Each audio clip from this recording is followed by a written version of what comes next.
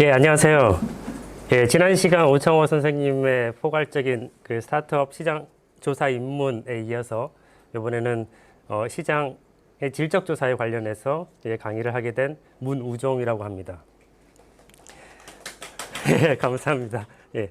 원래 대면으로 이렇게 했으면 더 많은 얘기를 듣고 더 많은 얘기를 나누면서 이렇게 진행할 수 있었을 텐데 이렇게 온라인으로 강의를 하니까 저도 좀 어색하기도 하지만 그래도 최대한 여기 앉아 계신 몇 분들과라도 이제 소통을 하면서 여러분들과 의견을 나누도록 하겠습니다. 일단은 저는 그 인류학자입니다. 사실 인류학자가 이런 그 시장조사 관련된 얘기를 어떻게 할 수 있을까 생각도 드시겠지만 제가 예전에 그 회사를 다니고 나서부터 그 이후에 이제 인류학으로 옮기고 인류학에서 기업에 대한 관심, 기업 문화라든가 마케팅이라든가 조직 커뮤니케이션이라든가 이런 데 관심이 있어서 그 인류학의 굉장히 작은 파트지만 응용 파트인 기업 인류학이라는 영역을 이제 시작을 하게 되었습니다. 그래서 이제 그 오랜 기간을 걸쳐서 여기까지 오게 되었고요. 사실 그 중간중간에 이제 어떤 그 여행사 창업이라든가 아니면 IT 벤처 기업, 특히 게임 회사들에 관련된 뭐 조직 문화나 아니면 초기 창업의 개념화 등등의 컨설팅을 조금 해본 경험이 있고 그 이후에도 이제 IT 벤처 기업을 가지고 이제 논문을 쓴다거나 그런 작업들을 해와서 여러분들에게 어느 정도 도움이 될 수 있지 않을까 생각합니다. 그 이후에는 사실 그 좀 대기업에서 진행하는 뭐 중국 관련 소비자 문화 파악을 통해서 향후 뭐 에어컨이나 뭐 세탁기 이런데 어떤 반영하는 그런 프로젝트도 같이 하게 됐는데요.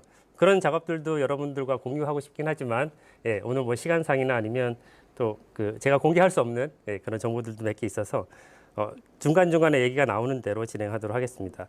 일단 그 오늘의 강연 목차는 일단 이제 제가 기업 인류학이라고 얘기를 했으니까 또 인류학이라고 하면 보통 단순하게 얘기하면 인간에 대한 연구를 하는 학문이죠. 뭐 시공간을 떠나서 그리고 또 여러분들 어떻게 생각하시면 인류학이라고 하면 저기 먼 부족 사회에 가서 이제 옛날 얘기들을 하는 그런 인류학을 떠올릴 수도 있겠습니다.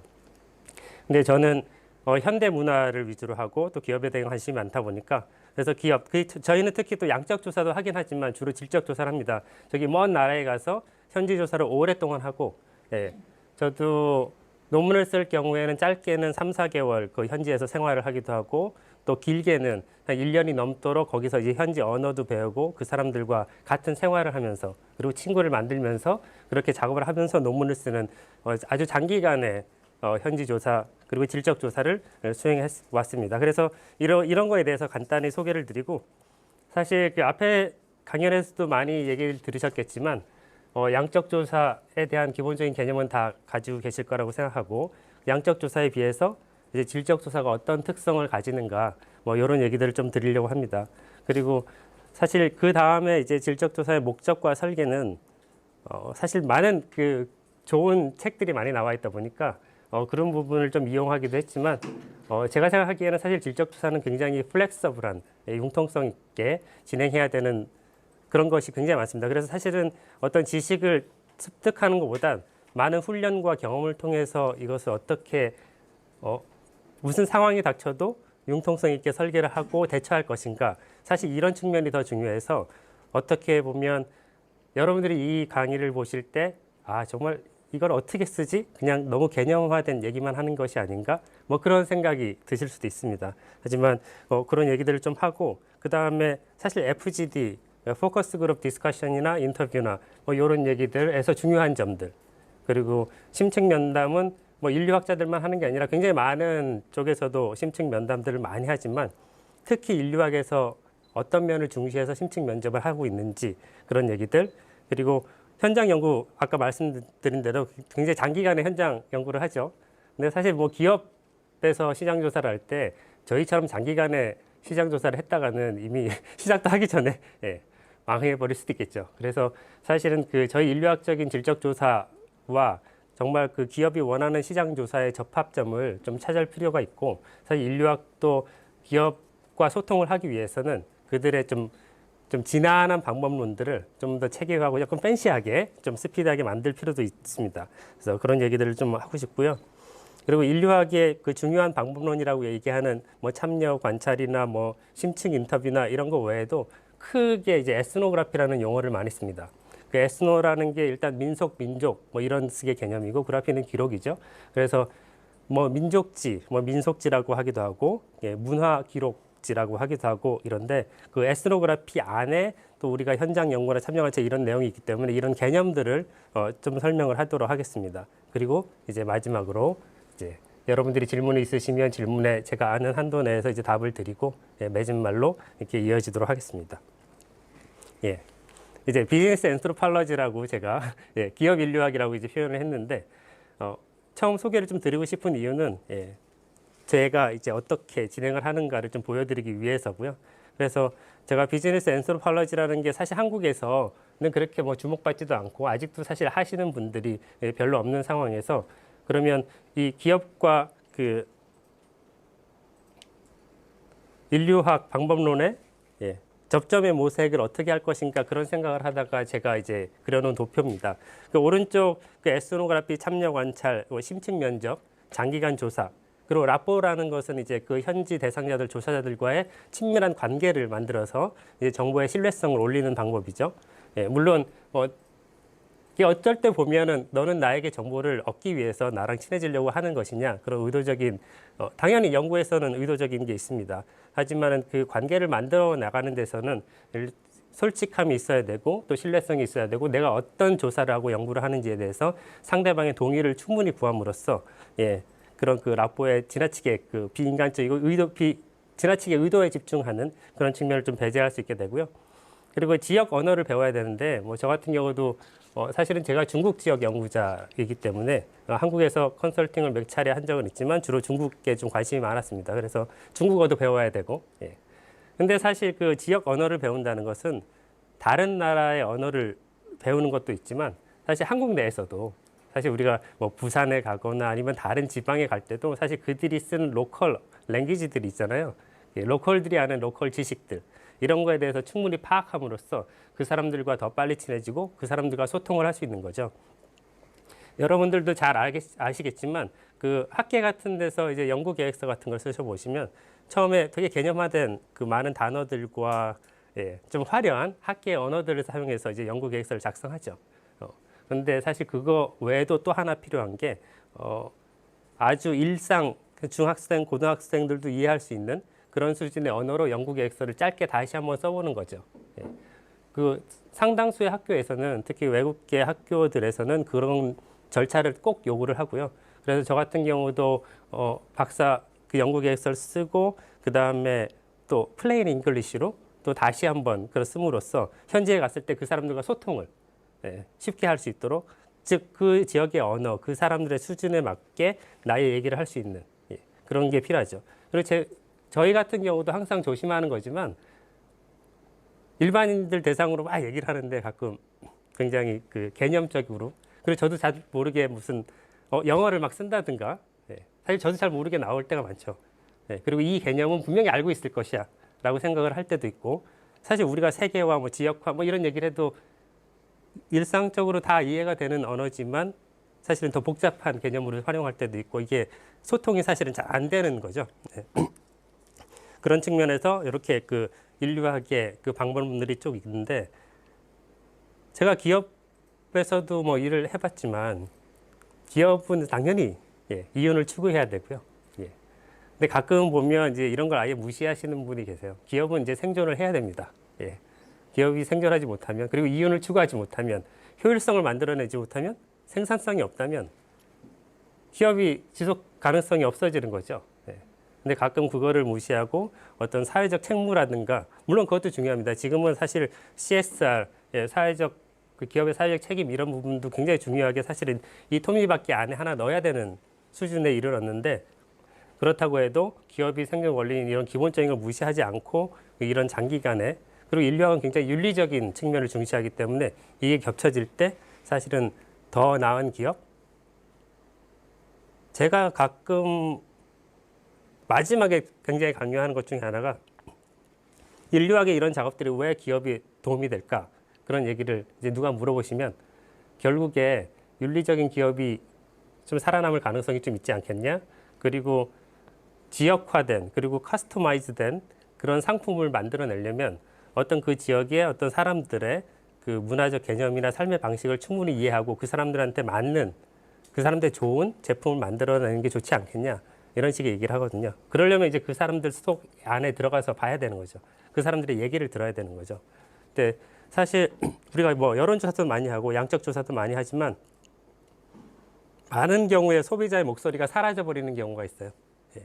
물론 뭐 양적 조사를 했을 때 이제 총합적인 소비자의 뭐 트렌드나 어떤 성향 같은 건 반영이 되지만 그 사람들의 목소리, 예, 특히 뭐 경제력이 좀 낮거나 특히 사회적 약자인 경우는 사실 그 사람들의 목소리가 많이 사라진다고 저희들이 인식을 하고 있기 때문에 예, 좀 안에 들어가서 좀 들어보는 예, 그런 얘기들을 좀 하고 싶어서 이런 도표를 기업 인류학이 이런 식의 방향성을 가지고 작업을 하는 것이다. 이렇게 좀 생각을 하시면 좋을 것 같고 그리고 한 번 더 이걸 좀 정리해서 얘기하면 사실 이건 약간 학문적이고 제가 이 비즈니스 엔트로폴로지 기업 인류학의 방향성을 어떻게 잡을까 하다가 그리고 왜 앞으로 미래 시장이나 기업이나 이런 쪽에 의의가 있을까라고 생각을 해보면서 정리를 한 것인데요. 사실 이제 마케팅 쪽도 그렇고 경영 쪽도 그렇고 이제 기업의 조직이나 구조도 당연히 중요시합니다. 하지만 그 과정이나 행위 자체에 집중을 하는 경향이 점점 많이 늘어났어요. 예.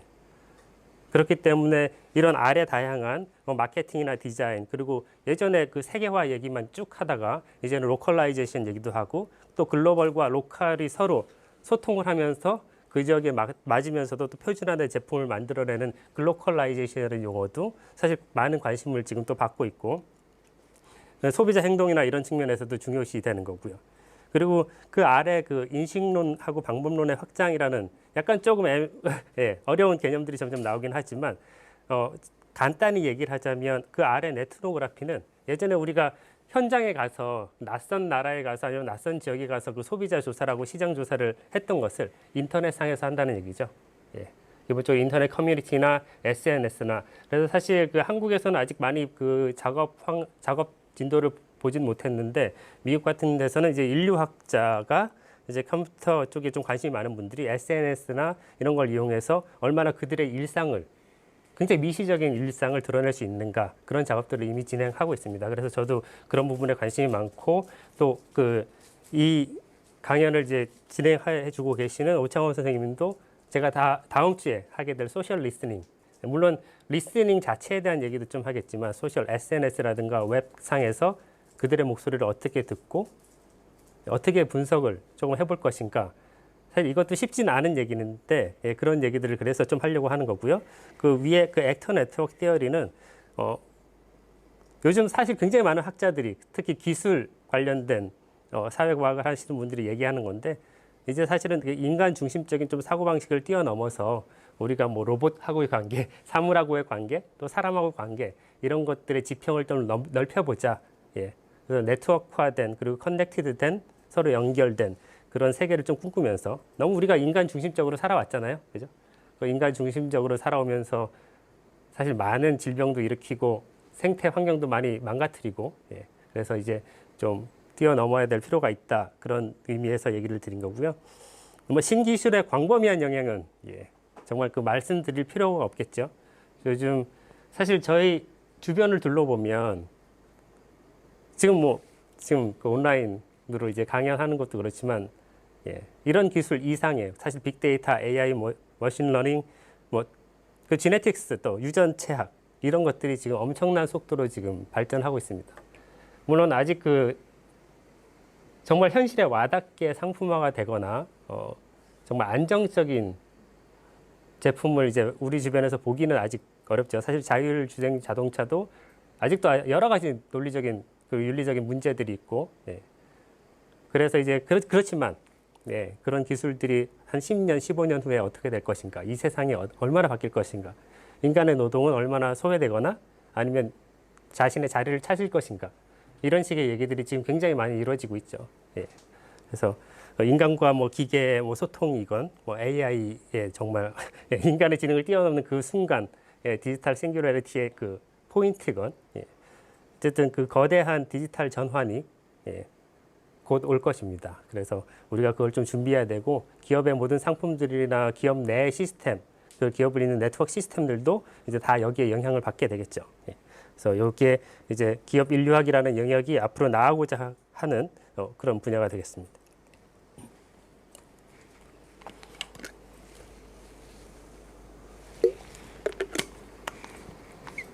이미 여러분들이 사실 많이 아실 건데 질적조사란 무엇인가를 시작하기 전에 양적조사 얘기를 하면 여러분도 당연히 뭐 평가, 비교, 또 사실 확인이나 일반화, 그리고 어느 정도 규모가 있는 대상으로 조사한다는 것은 이제 양적조사라는 걸 잘 아시겠죠. 일단 샘플의 숫자도 훨씬 더 많고, 그걸 통계로 간단히 처리해서 유의미한 어느 정도 지표들을 내놓을 수 있죠. 그 분류 같은 것도 사실상 좀 쉬운 편이고, 질적조사는 소비자에 대한 이해, 그럼 양적조사도 마찬가지로 소비자에 대한 이해를 동일하게 하죠. 근데 우리는 질적조사를 하는 사람들은 좀 더 마이크로한 측면에서, 미시적인 측면에서 접근을 하고 그들의 동기라든가 정서라든가 권력관계 이런 것까지도 사실은 좀 미시적인 차원에서 권력관계지만 그런 얘기도 하기도 하고요. 그리고 당연히 그 양적조사는 굉장히 중요합니다. 저 같은 경우도 어떤 조사를 시작하기 전에 문헌조사나 양적조사를 기본적으로 어느 정도 하고 그 다음에 이제 질적조사를 하죠. 그리고 어떤 경우에는 몇 명한테 이제 물어보는 거죠. 주변에 여러분들도 창업을 하시거나 창업을 하실 계획이 있으시거나 그러면 자기 아이디어나 아니면 제품이나 이런 거에 대한 걸로 주변 사람들한테 계속 질문을 하셔야 돼요. 그게 굉장히 중요하고, 아니면 지나가다 보면 낯선 사람한테 해도 되고요. 그러면서 계속 질문을 하셔서 어느 정도 그러면 키워드 같은 게 보통은 뜨게 되거든요. 여러분들이 한 10명만 한번 그렇게 얘기를 나눠보셔도 공통되는 키워드들이 항상 나오게 마련이에요. 이제 그런 걸 바탕으로 일단 양적 조사를 어느 정도 시행을 하시고, 그 다음에 또 질적 조사를 다시 재확인을 하시고, 그런 왔다 갔다 하는 그 작업들이 사실은 굉장히 중요한데, 물론 시간이 좀 더 걸리지만 인내심이 있으시다면, 그리고 그럴 그 자원이 있으시다면 계속 그런 식으로 하시는 게 좋고, 그래서 이제 세 번째에서 이제 양적 조사 결과가 나왔지만 실제로 이 일상에서는 어떻게 돌아가는가, 그런 거에 대해서 조사를 하실 필요 있어요. 사실 그 인류학적인 그 책들을 많이 보면 이게 통계적으로 양적으로는 굉장히 화려하게 어떤 그 무언가의 뭐 빈곤의 개선이 있었다, 여성 그 노동 가능성의 개선이 있었다, 이런 식의 리포트가 아주 홈페이지에는 굉장히 멋있게 나와 있어요. 근데 인류학자가 그 지역을 들어가 보니까 일부는 분명히 성공했어요. 전체적인 지표는 올라갔지만 굉장히 많은 사람들이 오히려 빈부 차이나 내부적 갈등에 의해서 훨씬 더 많은 고통을 겪고 있는 경우가 있거든요. 그건 특히 그 약자들, 더 가난했던 사람, 특히 여성들, 이런 쪽에 문제들이 많이 발생해요. 그래서 실제로 보는 것과 양적인 지표로 보는 것과 다른 경우가 사실 굉장히 많이 있답니다. 그래서 그런 부분도 조심하셔야 되고, 그리고 뭐 당연히 질적 조사를 하려면 양적 조사보다 훨씬 소집단의 조사를 할 수밖에 없게 되죠. 양적 조사 이 얘기는 뭐 전수조사, 표본조사 이런 얘기는 여러분들도 다 아실 거기 때문에 일단 어느 정도 넘어가기도 하지만, 일단 뭐 전수조사는 사실상 굉장히 어렵죠. 일단 여러분도 잘 아시면 조사 비용, 기간의 제한. 하지만은 회원제 업종 같은 경우는 뭐 우리가 충분히 할 수도 있고, 여러분들도 만약에 뭐 회원이 뭐 100명, 뭐 1000명 이하라면 충분히 이 정도도 할 수 있고, 표본조사 사실 표본조사를 위주로 하죠. 이게 규모가 크기 때문에. 하지만 뭐 질적조사에는 소규모로 할 때는 표본조사보다는 웬만하면 전체를 다 하기도 하고, 저 같은 경우도 한 50명 규모의 그 벤처 기업을 컨설팅 할 때 50명에서 샘플링 하기가 좀 애매하잖아요. 물론 뭐 직군별로 아니면 직위별로 이렇게 샘플링을 해서 이제 인터뷰를 할 수 있었지만 한 분 한 분 50명의 얘기를 다 듣는 경우가 많거든요. 그래서 뭐 식사를 하건 간단히 뭐 술을 한잔 하건 이런 식으로 계속 만나면서 얘기를 나누는 방식을 취했거든요. 그래서 소규모인 경우에는 질적조사에서는 그게 충분히 가능하다, 뭐 그런 식의 얘기를 하고, 다 아시는 얘기고 해서 일단 질적조사 부분 넘어가기 위해서 양적조사는 한 군데 모여서 이렇게 진행하기도 하고, 가구에 이제 설문지를 한다거나, 예전에 그 화장품 회사 같은 데서 그 CCTV를 달아놓고 여성분들이 화장품을 어떻게 사용하는지 실제로 관찰하는 거는 양적조사 측면이랑 또 질적조사 측면이랑 좀 겹쳐지는 부분도 있고, 그게 그 내용이 사실 재밌었어요. 저 같은 경우는 일단 남성이기 때문에 꼭 이렇게 말하면 좀 그렇겠군요. 요즘은 화장하는 남성들도 꽤 많으시기 때문에,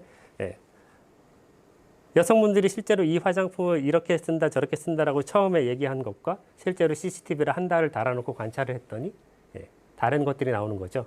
그래서 이제 화장품 회사에서는 이런 조금 다른 것들은 왜 그럴까 하면서 매뉴얼을 개선한다든가 아니면 제품 자체 그 특성을 바꾼다든가 해서 예, 하는 방식들이 또 있어서 이건 예, 그렇고 예, 전화조사는 여러분들도 전화 엄청 많이 받으시죠? 예, 콜센터 직원분들을 생각하면 좀 약간 받아줘야 될 생각도 들긴 하나 예, 가끔 너무 많이 올 때는 약간 예, 약간의 그 귀차니즘 때문에 안 받기도 하고 뭐 그렇긴 하는데 일단 사실 무작위로 이루어져야 되는데 유선과 무선의 그 차이도 크고 예, 사실 유선 전화가 많이 없기도 하고 또 유선 전화가 있는 경우에 대부분 또 어르신들이어서 반응 자체가 보수적이거나 예, 정확하게 안 나올 가능성도 높고 그리고 반응을 하지 않는 응답을 하지 않는 많은 대상자들의 특성을 파악하기 어렵기 때문에 예, 그리고 그런 차이들이 있다 보니까 사실은 무작위 표본 추출이 아니고 이미 바이어스가 들어간 표본 추출이 될 때가 많죠. 그렇다고 해도 이 화면 그 오른쪽에 그 예전에 그 여론조사 했던 걸 보시면 사실 1,000명 정도 많게는 뭐 2,500명 더 많을 때도 있지만 이 정도 하면 사실상 굉장히 정확하게 사실은 나옵니다. 통계적으로는 사실 여러분들이 무작위 추출을 했을 때 30명, 뭐 50명만 해도 어느 정도 그 방향성은 충분히 체크하실 정도로 이제 답이 나오거든요.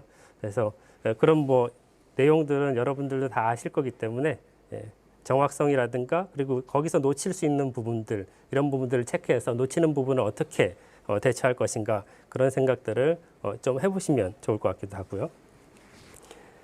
예, 이제 그 양적 조사 얘기를 잠깐 한 거는 이제 그 차이들이 어떻게 드러나는가 그리고 사실 양적 조사와 질적 조사가 좀 번갈아 가면서 이루어졌으면 좋겠다라는 게 사실 저의 생각이기도 하고 요 화면은 제가 그 어떤 그 대기업이랑 아까 그 중국 사람들의 생활 패턴이나 어떤 문화 개념들을 파악을 해서 향후 제품에 반영하는 그런 프로젝트를 같이 했었거든요. 물론 제 역할은 일단 기존의 문헌 작업들을 하고 그 다음에 이제 상하이에 가서 이제 그 전문가 인터뷰라든가 아니면 실제 그 가구 방문 조사라든가 이런 것들을 같이 진행할 계획이었는데 저는 그 당시에 일단 문헌 조사하고 광고 분석 이 정도로 하고 실제로 그 상하이에는 가지는 못했어요. 근데 소비자 조사하는 그 영상은 제가 좀 보긴 했었는데 그게 좀 길어서 사실 지금 공유해 드리기는 좀 쉽지는 않을 것 같아요. 근데 제가 이 화면을 굳이 제가 가져온 것은 물론 이 그 중국 사람들의 라이프 스타일이나 그 문화적인 트렌드 이런 거에 관련된 그리고 여러분들이 어떤 창업을 하시고자 할 때 그 시장이라든가 타겟팅이나 포지셔닝을 정확하게 하셔야 될 텐데 그런 거를 하셨을 때 소비자에 관련돼서 그러면 어떻게 시장이 바뀌어 나갈 것인가 그걸 위해서 여러분들은 굉장히 많은 조사를 하실 거예요. 저 같은 경우도 어디 조사를 나가기 전에 인터뷰를 하기 전에 사실 관련된 거의 모든 자료를 제가 습득할 수 있는 거의 모든 자료를 다 습득을 하신다고 보시면 돼요. 그래서 책이건 뭐 논문이건 통계 자료건 일단 다 그런 걸 수집해요. 그리고 인터뷰하러 갈 때는 사실 저 아무것도 몰라요. 뭐 이렇게 하기도 하죠. 그래야 또 이렇게 하니까. 근데 알고 갈 때랑 모르고 갈 때랑은 당연히 천지 차이겠죠. 제가 이런 것들을 다 알고 나서 이제 그 사람이 어떻게 답을 하느냐에 따라서 후속 질문이 바로바로 나오기도 하고 물론 저희 같은 경우도 질적조사에서 질문지를 쭉 뽑아갑니다. 질문지 리스트를 쭉 뽑아가지만 저희들은 그렇게 정형화된 또 구조화된 질문 플로우를 따르진 않고 질문했을 때 또 항상 그렇잖아요. 어떤 분들은 또 다른 얘기 하시기도 하고 할아버지 할머니들이랑 인터뷰했을 때는 갑자기 이제 뭐 밥이나 먹고 가 뭐 이러시거나 아니면 갑자기 아들 자랑, 뭐 손자, 손녀 자랑 이런 걸로 이제 한두 시간 슉 날려버리면 내가 지금 뭘 하러 온 거지? 막 이러다가 내일 다시 올게요. 이렇게 또 오기도 하고 이게 복잡하거든요. 어쨌든 이건 다른 얘기고요. 지금 보시다시피 중국인의 그 라이프 스타일이나 문화적인 트렌드를 한다. 그래서 논문이나 뭐 책이건 아니면 많은 기사들이 인터넷에 널려 있으니까 그런 것을 다 수집을 한 1, 2주일 열심히 하시고 나면 이제 뭐가 보이죠. 어떤 트렌드가 증가하고 있고 감소하고 있고 옛날에 사라졌다가 다시 나타나는 것들이 있고 요건 이제 조금 화면이라서 화면에 이제 넣은 거라서 이 가지가 지금 4개만 이제 추려놨는데 사실은 더 있게 되겠죠. 증가하는 게 있으면 당연히 감소하는 게 있고. 그래서 일단 영문으로 그때 그 제공을 해서 제가 지금 중국 라이프 스타일이나 무슨 문화 패턴에서 증가하는 것들이 어떤 근대성이나 자본주의나 개인주의나 그리고 여기 레저, 헬스 뭐 이런 측면에서도 이제 증가하고 있고 사실은 많이 사라졌다가 다시 최근에 드러나는 것들이 사실 그 국가주의라든가 이거 지금 굉장히 강하게 드러나고 있죠. 예, 이런 것들, 그 내셔널 프라이드도 예, 중국 사람들 사실 그 중화 사상이 굉장히 강력한데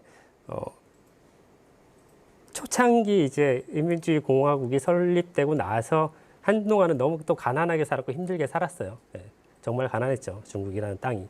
예. 이제 마오쩌둥 주석이 이제 사망하고 그 이후에 이제 개혁개방의 물결과 함께 정말 80년대, 90년대 중국의 성장은 정말 그 인간 역사에서 보기 어려울 정도로 급속도로 성장을 했어요. 그렇게 어려운 시기를 겪고 나서 딱 보니까 너무 화려해진 거죠. 물론 아직도 그 중국의 시골이나 외곽 지역에 가보면 정말 한국의 70년대를 보는 듯한 느낌이 들 때도 있지만 대도시에 가보거나 아니 지방 중도시 정도에만 가봐도 어마어마하게 발전했구나 알 수 있어요. 그래서 이런 식의 그 느낌들 그리고 하이진, 위생 이런 것도 굉장히 중요해졌고 다시 증가하는 것 중에 이렇게 쭉 얘기하다 보니까 그들이 프라이드를 가지면서 사실 전통에 대한 새로운 집중이나 예, 그리고 그런 것들 되살리려고 하는 것들도 보이고 예, 그리고 이런 그 어떤 그 개념적인 팩터들 외에도 굉장히 거시적인 차별도 나타나고 지역적 차별이나 뭐 이런 경제적 차이가 굉장히 커지죠. 빈부격차도 굉장히 크고요. 그리고 굉장히 그 마이크로한 측면에서도 여러 가지 얘기들이 이제 많이 나오고 있습니다. 그래서 이런 것들을 일단 여러분들이 이런 식의 도표를 그리시건 예.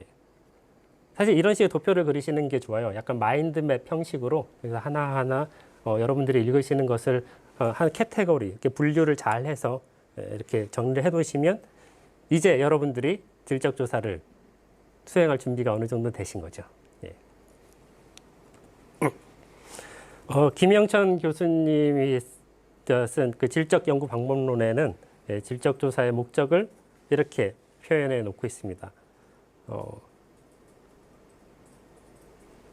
사실 그 책을 읽지 않는다고 하더라도 여러분들이 이제 질적 조사라고 하면 이 정도 생각은 어느 정도 하시게 될 것 같아요. 예, 저 역시도 이 책을 보기 전에 사실 그 소비자나 시장의 의미와 이해라든가 아까 계속 말씀드렸듯이 되게 마이크로한 일상적인 미시적인 세계 이런 얘기도 그렇고 어떤 대규모의 샘플보다는 어떤 특정 사례에 대한 관심이 사실 많고 그래서 되게 로컬에 대한 관심이 많죠.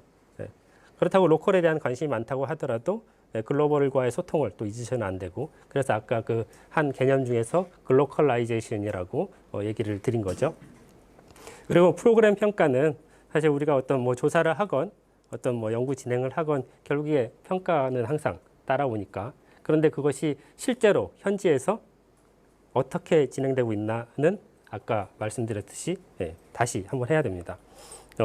발견하는 것, 이론화하는 것은 모든 뭐 연구의 목적이니까 새로운 통찰력은 비슷해요. 사실 양적 조사나 질적 조사나 비슷하게 나오겠지만 현재 들어가서 보면서 그러니까 낯선 세계, 뭐 낯선 공간, 낯선 시장, 낯선 소비자들 그걸 통해서 새로운 통찰력을 만들어내는 거죠.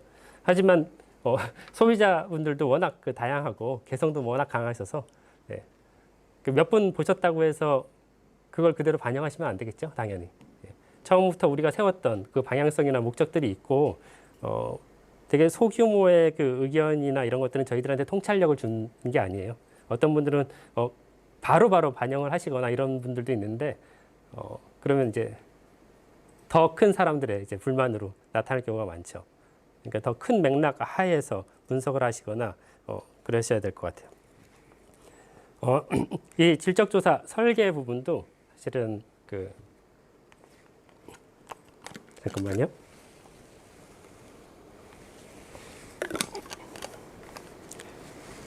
여러분들이 이렇게 어떤 창업을 하시건 지금 진행을 하고 계시건 일단 기록을 하고 문건으로 작성해 놓고 하는 작업들은 항상 필요하다고 생각해요. 근데 많은 분들이 주변에서 얘기 들어오면 머릿속에만 있어요. 머릿속에만 있어요.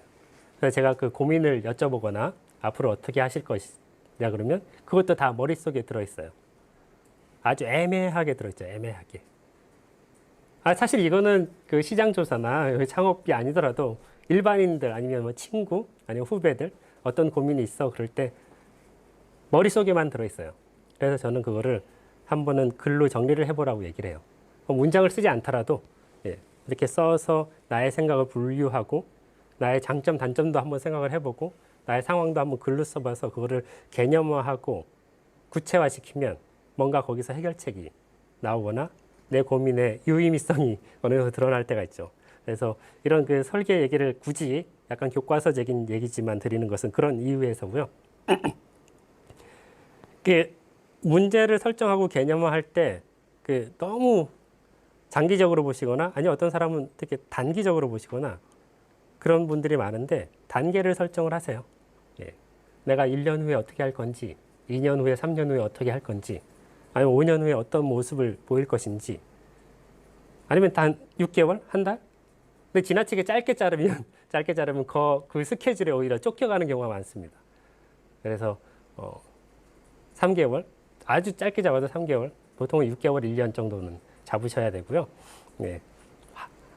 뭐 하루 단위를 잡으면서 계속 쫓겨갈 필요는 없잖아요. 우리가 항상 우리 뭔가 일 시작할 때 스케줄링만 쫙 하고 내가 모든 걸 다 한 것처럼 네. 그리고 덮어놓을 때가 사실 굉장히 많은데 그게 단계별로 설정하는 게 중요하고 문제는 되게 구체적이어야 합니다. 구체성 있게 하셔야 되고 질적 조사에서는 이 가능성이 굉장히 중요해요. 내가 과연 조사를 할 수 있을 것인가? 내가 저 사람과 인터뷰를 할 수 있을 것인가?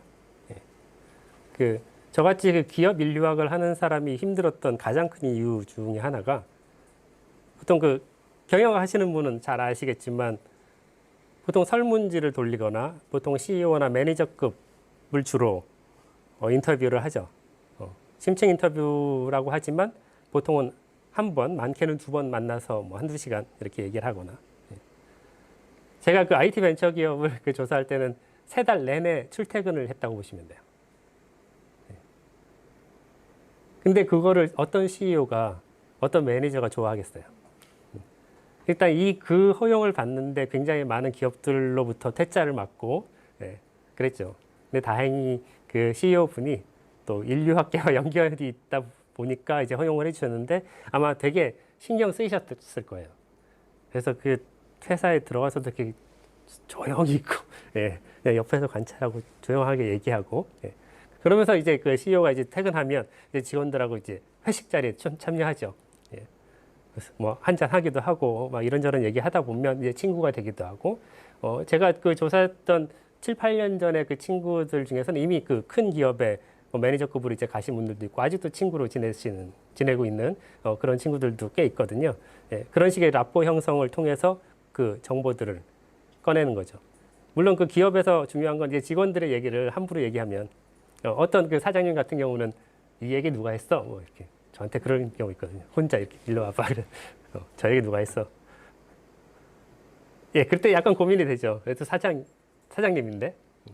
그리고 속으로 생각할 때 이런 경우도 있어요. 어떤 직원이 얘기한 거는 이 기업에 사실 좋지 않아요.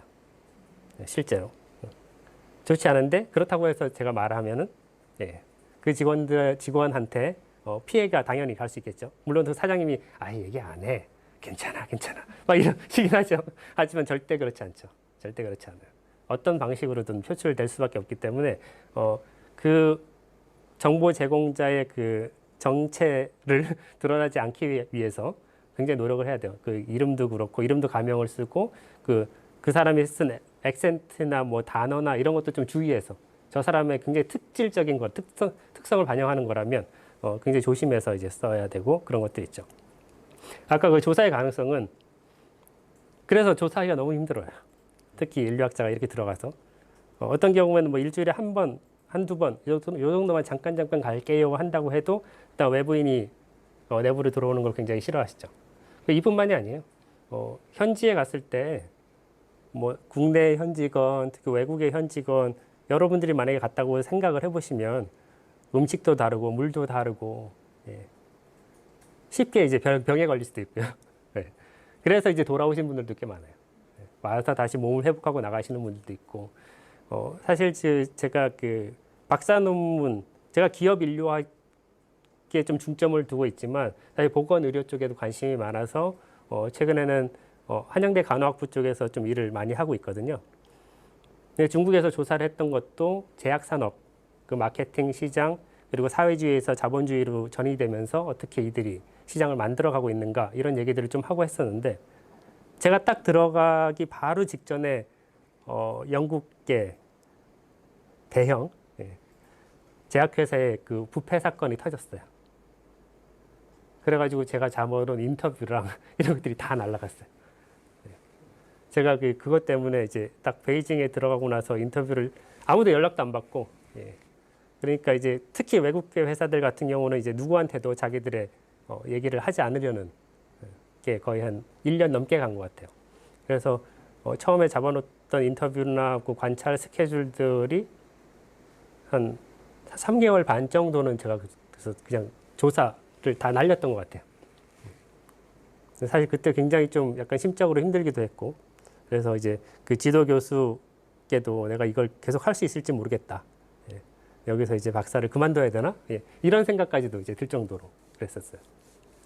물론 그게 1년 이상 갔고, 사실은 제가 그 1년 4개월을 이제 중국에 있었는데, 그때까지 회복이 안 되잖아요. 근데 저 같은 경우는 이제 그때 박사생으로서는 이제 연구비도 한정적이고, 시간도 계속 중국에만 있을 수도 없고, 학교로 돌아가기도 해야 되고, 아니면 이제 그만둬야 되는 상황이어서, 그때 이제 한국계 제약회사에 있던 분들이 몇 분 도와주셨고, 그러니까 결국에 가끔 그런 생각도 들어요. 결국에 처음에는 이제 중국어도 배울 겸 하면 이제 한국 사람을 안 만나려고 이제 노력을 좀 많이 했고 막 그러잖아요. 보통 다른 나라에 가도 그러신 분들 있고 그랬었는데 결국에 한국인 커뮤니티 한 3개월쯤 뒤에 이제 조사가 아무것도 안 되니까 한국인 커뮤니티를 통해서 거기 들어갔더니 어떤 분이 제약회사 이제 지사에 나와 있었던 이런 분들을 알고 있었고 그래서 그걸 통해서 이제 인터뷰랑 그 회사 공장이랑 이런 데 이제 관찰 같은 것을 할 수 있게 된 거죠.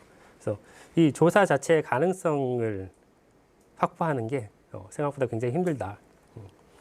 여러분들도 뭐 매장 관찰하고 매장 사진 찍고 다른 데 관련 업종에서 그러고 싶으시겠지만 대부분은 다 금지돼 있어요.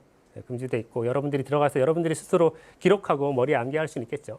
그런 식으로는 하시면 될 것 같고 하지만 대부분은 금지되어 있는 것들이 많아서 저걸 확보하는 게 중요하다.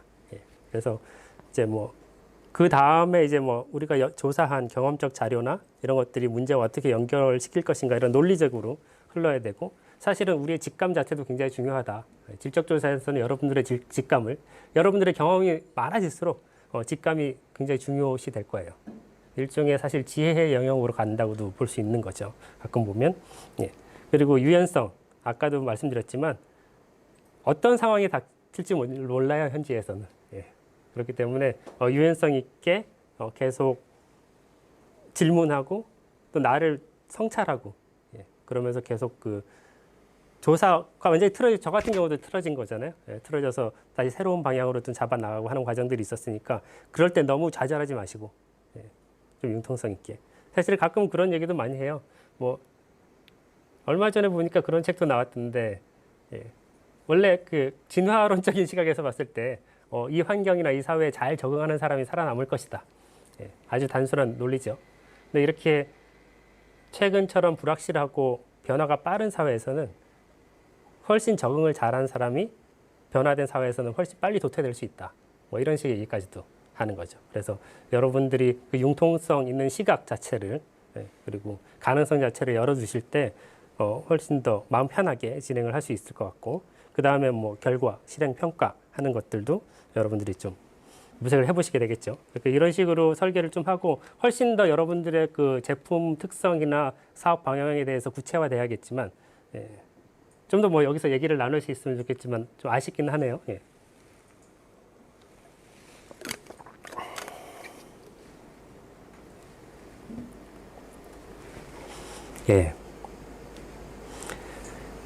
그 FGD나 FGI 이런 것들을 그러니까 몇 명 모아서 이제 동시에 인터뷰를 진행하는 거죠. 제가 회사 같은 데 갔을 때는 이렇게 진행을 한 적이 있어요. 물론 그 직원들 대상이었지만 가만히 내버려두면 그들이 얘기를 하더라고요. 그래서 처음에 리크루트라고 얘기한 게 사실 그 모더레이터, 그 진행자 역할을 하는 사람이 굉장히 중요하거든요.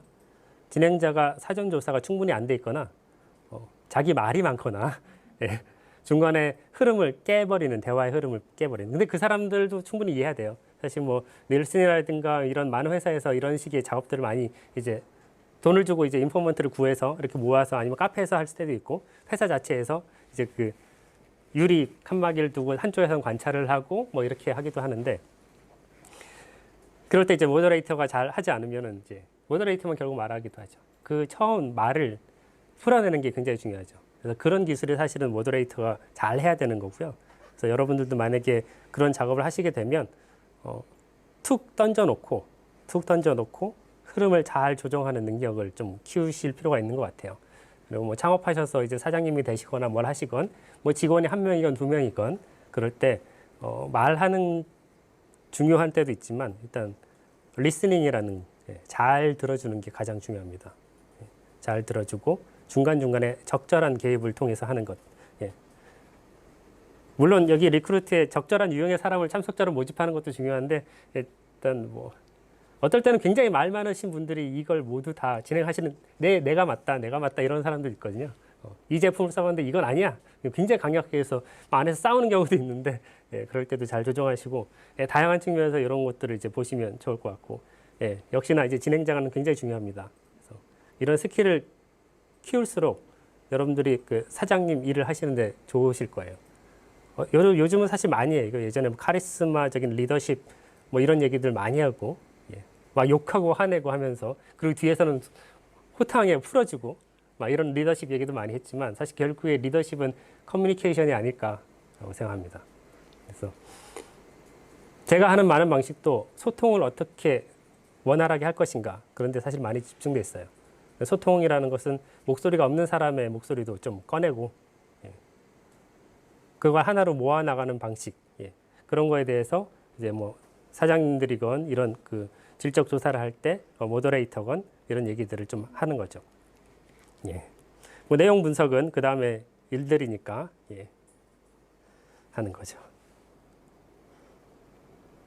사실은 그 홈비짓 아까 그 제가 그 대기업과 잠깐 일을 했을 때 나왔던 그 영상들이 있는데 그건 사실 보여드리고 싶지만 지금 시간 한정상 좀 그렇고 상하이의 어떤 집을 찾아가서 실제로 처음부터 질문을 해요. 이 청소기를 어떻게 쓰는지 그 매뉴얼은 좀 읽어봤는지 이런 걸 하나하나 질문해서 이렇게 리스트를 작성을 하고 그 다음에 이제 실제로 어떻게 쓰는지 이제 시연을 시켜보는 거죠. 옆에서 사람들이 이렇게 관찰을 하고 있으니까 사실은 그 소비자분이 편하게 못할 수도 있어요. 제가 보기엔 약간 그런 측면도 있더라고요. 그래서 제가 그 장면을 봤을 때 아쉬웠던 점이 관찰하는 사람이 너무 많은 거예요. 그 홈비짓 그 조사를 하러 들어간다고 하니까 사방에서 우리 팀에서도 하겠다, 이 팀에서 하겠다 막 그랬대요. 그래가지고 관찰자가 이렇게 있고 그 가정주부님 막 이렇게 보면서 이렇게 하는데 뚜껑도 열고 그 쓰레기 어떻게 처리하는지 좀 답답하더라고요. 그래서 좀 아쉬운 측면이 좀 있었던 영상이어서 사실 여러분들 봐도 그 별로 도움도 안 될 것 같고요. 그렇습니다. 그래서 지금 시간이 이 정도 됐는데요. 저희 그 잠깐 쉬고 그 다음 파트로 이제 넘어가도록 하겠습니다. 잠깐 후에 뵙도록 하죠. 그 아까에 이어서 계속 진행을 하면요. FGI 그리고 홈비짓 그 인터뷰들 아니면 관찰들 이런 내용들 이외에 사실은 저희는 굉장히 그 깊이 있는 인터뷰를 좀 많이 하는 편이에요. 사실 인류학적인 그 인터뷰를 얘기하면 다른 곳에서는 사실상 실행하기 어렵죠. 아까 그 라뽀라는 친밀도를 형성한 다음에 그 내부의 진실한 정보를 꺼내고 이런 작업들은 사실 너무 오래 걸리는 작업들이고요. 그런데 여러분들이 지금 창업을 시작하시거나 뭐 하셨다면 이런 작업을 꾸준히 해 나가실 필요는 있어요. 그죠? 중국에서도 관시라는 단어가 있죠. 그래서 사람들과의 그 개인적인 관계들을 굉장히 깊이 하는 건데, 그래서 중국은 이제 밥 먹고 술 먹고 이걸 몇 년 동안 한 다음에 그 다음에 사업을 한다고 하기도 해요. 사실 그게 이제 뭐 서로 뇌물을 주고받고 뭐 이런 식의 통로가 되기도 한다 그런 식의 얘기도 하지만 그 이전에 중립적인 개념으로 보자면 그런 인간관계와 네트워크를 굉장히 중시하는 거죠. 그리고 그 거대한 땅, 사실 한국은 요만한 땅이고 거의 어마어마하게 큰 땅에서 사실 신뢰성 있는 거래 대상을 확보한다는 것 자체가 굉장히 어려워요. 네, 그렇기 때문에 또 그런 관시라는 특이한 개념들이 생기기도 했죠. 근데 여러분들도 마찬가지죠. 여러분들도 고객하고의 관계건, 직원들 간의 관계건, 아니면 또 다른 거래처와의 관계건, 이런 그 라포 형성을 이뤄내지 못한다면 사실은 지속적으로 가기가 힘든 경우가 많아요. 물론 법적인 그 컨트랙, 계약에 의해서 굉장히 냉정하고 비인간적이지만 그래도 깨끗하게 해나가는 방식들이 조금씩 선호되긴 하지만 결국에 오래가는 기업들을 여러분들 찾아보시면 적어도 이제 고객하고 관계나 내부 직원들의 관계는 사실 인간적인 요소들이 상당히 많이 있다 얘기를 하죠. 물론 뭐 인간적인 요소 외에 직원들에게는 그 금전적인 보상이 가장 중요합니다. 그죠? 잘 아시죠? 예. 예, 면담의 유형 보시면 사실 지금 계속 얘기했기 때문에 우리가 뭐 공식적으로 하기도 하고 비공식적으로 저처럼 딱 약속을 잡아서 진행도 하지만 뭐 밥 먹고 뭐 한잔 하고 뭐 이러면서도 평소에 일상 대화도 나누면서 그런 면담을 많이 하고 뭐 구조적 반구조적 이런 얘기는 뭐 아까 말씀드렸는데 질문지를 쭉 해서 어떤 체계적으로 이렇게 질문을 해나가는 방식 정해진 시간 안에 뭐 이러기도 하고 저 같은 경우는 다 준비를 해가지만 거기에 얽매이지 않고 이걸 사실 다시 잊어버리고 아니면 잊어버린 척하고 예, 자유롭게 이제 면담을 진행하는 경우가 굉장히 많죠. 개별 집단 면담 이런 것들은 앞에서도 얘기 들으셨고 또 항상 심층 면담만 가능한 것은 아니기 때문에 예, 생각해 보시면 되고 그리고 심층 면담할 때 뭐 카페 같은 데서도 할 수도 있고 뭐 다른 데서 할 수 있지만 가능한 이제 그 사람이 거처하는 곳, 예, 일하는 곳, 예, 가능한 이런 곳에서 하려고 좀 노력을 해요. 근데 이제 그런 걸 또 싫어하시는 분도 있거든요. 예. 처음에 이게 낯선 사람을 들이기 싫어하는 경우가 있죠. 근데 몇 번 이제 진행하다 보면 그냥 뭐 우리 집으로 아니면 우리 사무실로 와 이런 경우가 있는데 그렇게 되면 이제 여러분들이 이제 한 발짝 이제 진전을 하신 거죠. 예. 이제 들어가면 이제 안 그런 척 하시면서 이제 사방을 이렇게 둘러보고 예, 가구 구조가 어떤지, 브랜드는 어떤 건지, 예, 어떤 직원이 어떻게 앉아 있는지 이런 것들을 이제 순식간에 이제 파악을 하시는 게 좋아요. 예. 물론 뭐 너무 드러나진 않게 그래도 그런 식으로 해서 이제 사람만을 보는 게 아니라 그 사람이 구축해 놓은 환경까지도 우리가 좀 인식을 하는 거죠. 그래서 어떤 그 참여 관찰이라는 게 우리가 뭐 어떤 행위에 참여한다는 것보다는 그 시공간에 같이 참여한다는 의미가 더 강하기도 하고 그래서 관찰을 좀 잘 하시면 좋을 것 같고 당연히 뭐 참여 관찰 우리가 관찰만 해서는 안 되고 우리가 소통을 통해서 얘기하는 것 통해서 어떤 의미들을 꺼내는 것 예, 그런 것도 있고 뭐 의식세계 아까 이 친숙한 언어로 대화하는 기술 예, 그 사람의 언어를 좀 따라하는 거죠. 그래서 가끔 그 대화의 기술 이런 거 여러분들 보시면 예, 그 사람들이 한 말을 너무 반복하면 그 사람이 짜증나겠죠. 근데 어느 정도 그 사람들이 쓴 단어를 포인트를 잡아서 그 다음 내가 하는 질문에 넣는다든가 대체해서 넣는다든가 아니면 그 사람들이 한 말을 한 구절 정도를 반복해서 다 그렇게 얘기하신 거죠? 그러신 거죠? 이렇게 반복해서 묻는다든가 이게 굉장히 심플한 방법이지만 의외로 그 사람들이 편해하게 되는 왜냐하면 나의 언어를 쓰기 때문에 그리고 가끔 뭐 지방에 내려갔을 때 그쪽에 사투리를 한번 어색하지만 한 번은 흉내내 보기도 하고 근데 그거 자주 하시면 안 좋아요. 예. 너무 흉내내면 오히려 하지 않는 것이 좋을 때도 있는데 처음 두 번째 정도에서는 그런 약간 흉내내 봐서 내가 그래도 이쪽 사회를 이해하기 위해서 노력한다라는 예, 제스처를 좀 보여줄 필요도 있는 거죠. 예. 예, 라포 형성 얘기는 아까랑 비슷하고요. 일단 저희들은 너무 자유분방한 형식으로 인터뷰를 많이 하기 때문에 그게 또 가능한 것은 라포를 전제로 하는 것도 있지만 오랜 기간 조사를 하기 때문에 항상 그렇게 끌려다니진 않아요, 스케줄에. 오늘 안 되면 내일 해야 될 때 내일 할 수도 있고 그런 경우가 좀 많죠. 그런데 여러분들 같이 바쁘신 분들 또 사업하시는 분들이 그렇게 하기는 어렵죠. 그러니까 이런 얘기들은 뭐 심층 면담에서는 안 되겠지만 사실 업무 시간 외에도 여러분들이 사실 그 사업 자체에 굉장히 많은 신경을 쓰실 텐데 제가 아는 그 특히 IT 벤처 쪽에 계신 분들은 너무 바쁘시더라고요. 사업 자체 일뿐만 아니라 뭐 같이 운동을 나가시기도 하고 주기적으로 어떤 그 스터디 모임 같은 것도 하고 가끔 뭐 회식 같은 것도 하고 하면서 다른 그 CEO 분들이나 특히 CTO 분들 얘기들을 많이 듣는다고 하더라고요. 그래서 거기서 최신 기술이나 최신 시장 동향, 아직도 이제 글로 출간되지 않은 거나 인터넷상에도 찾아보기 힘든 그런 내용들이 생각보다 굉장히 많이 나와서 그런 네트워크를 찾는 걸 굉장히 중요시 하세요. 그런 것도 일종의 어떤 그 사실은 공식적인 면담은 절대 아니지만 비공식적으로 이런 대화들이 가능한 네트워크를 찾아내는 것들이 굉장히 중요한 부분들이고요. 예, 가이드라인. 예, 가이드라인은 이제 그 사실 그 질적 조사, 이제 컨슈머 그러니까 소비자랑 그 마케팅 리서치에서 약간 인류학적으로 조사하는 거에 대해서 약간 책이 단행본이 하나 나왔었는데 이게 번역됐는지 모르겠지만 일단 이렇게 질문을 해라라고 해놨어요. 그러니까 항상 뭐 따르실 필요는 없지만 그래도 대체로는 좀 맞는 말들이 이제 쓰여 있거든요. 그러니까 좀 큰 얘기부터 구체적인 거 하나하나 들어가고 처음부터 지나치게 구체적으로 세세하게 들어가면 더 이상 추동해 나갈 그 힘도 부족하고 그 사람들의 여지를 많이 뺏어 버려요. 그래서 잘 모르는 척하면서 이제 큰 얘기부터 이렇게 해 나가시면 그 다음에 이제 후속 질문을 차차차 구체화시키면서 방식을 따르는 거고요. 왜라는 질문, 예, 이거 좀 조심하셔야 되는. 하지만 굉장히 많은 사람들이 왜 이런 걸 선택하셨어요? 왜 그러세요? 이렇게 하면 왜라는 것 자체가 약간의 이게 방어적인 예, 그 태도를 취하게 만드는 경우가 있기 때문에 그렇다면 사람들은 보통 아주 쉽게 합리화를 시키거든요.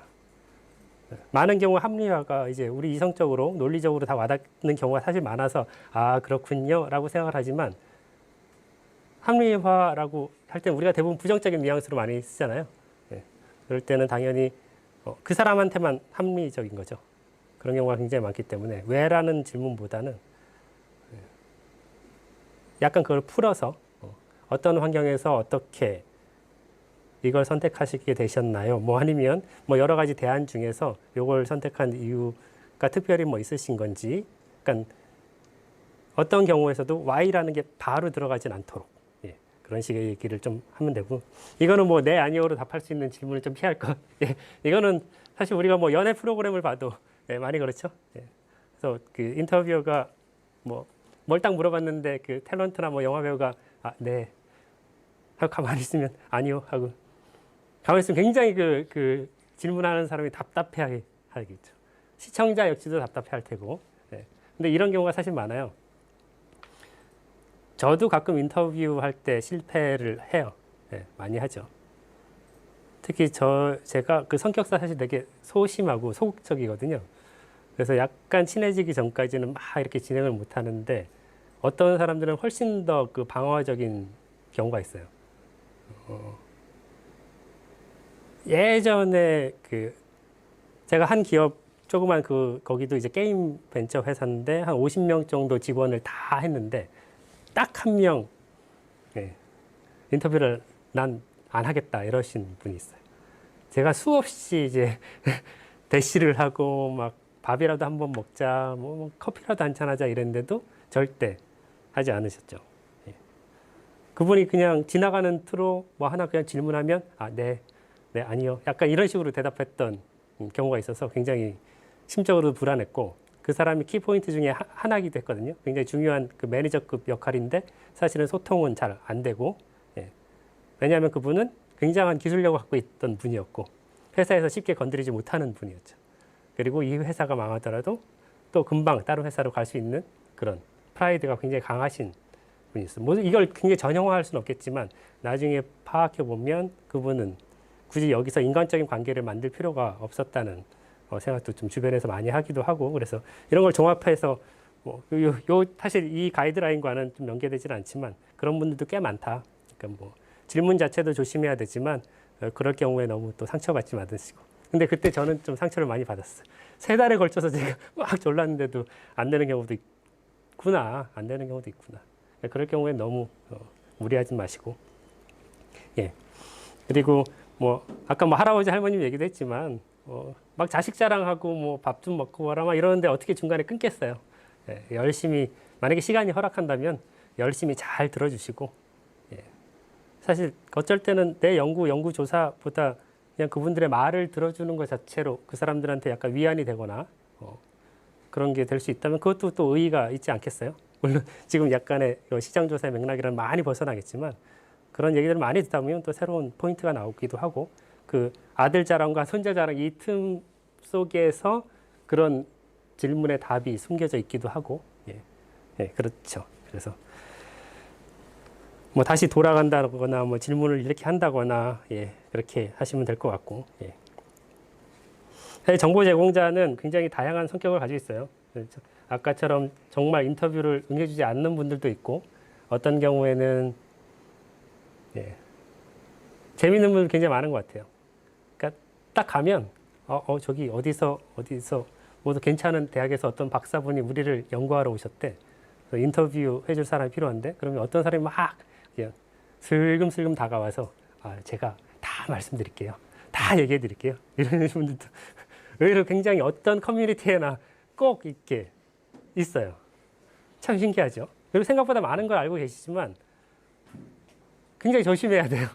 굉장히 조심해야 돼요. 이분들을 무시해서는 절대 안 되고 무시하는 순간 거기서 쫓겨날 수도 있어요.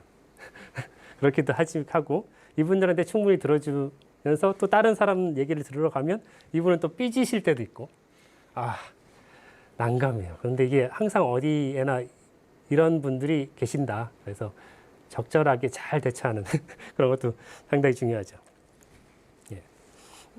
요 그 테이블은 그 덕성여대 지금 이제 은퇴를 하신 이용숙 교수님께서 작성을 하신 건데 이용숙 교수님은 이제 약간 그 마케팅 관련된 인류학, 마케팅 에스노그래피, 아까 그 현장조사, 뭐 심층, 면담 이런 것들을 어떻게 할 것인가를 체계적인 방법론으로, 인류학적인 방법론으로 계속 개발을 하신 분이에요. 그래서 인류학 쪽에서는 굉장히 그 독보적인 이런 영역, 이 영역에서는 독보적인 분이시고 제가 몇 번 얘기를 나누다가 그분이 만드신 이 표를 좀 가져왔는데 또 리서치 회사에서 뭐 이런 심층 면담을 할 때, 인덱스 인터뷰를 할 때 뭐 이런 식으로 좀 하는데 사실 인류학적인 그리고 질적조사 방법론에서는 어떻게 하는 것인가 그런 얘기를 좀 하기도 하고요.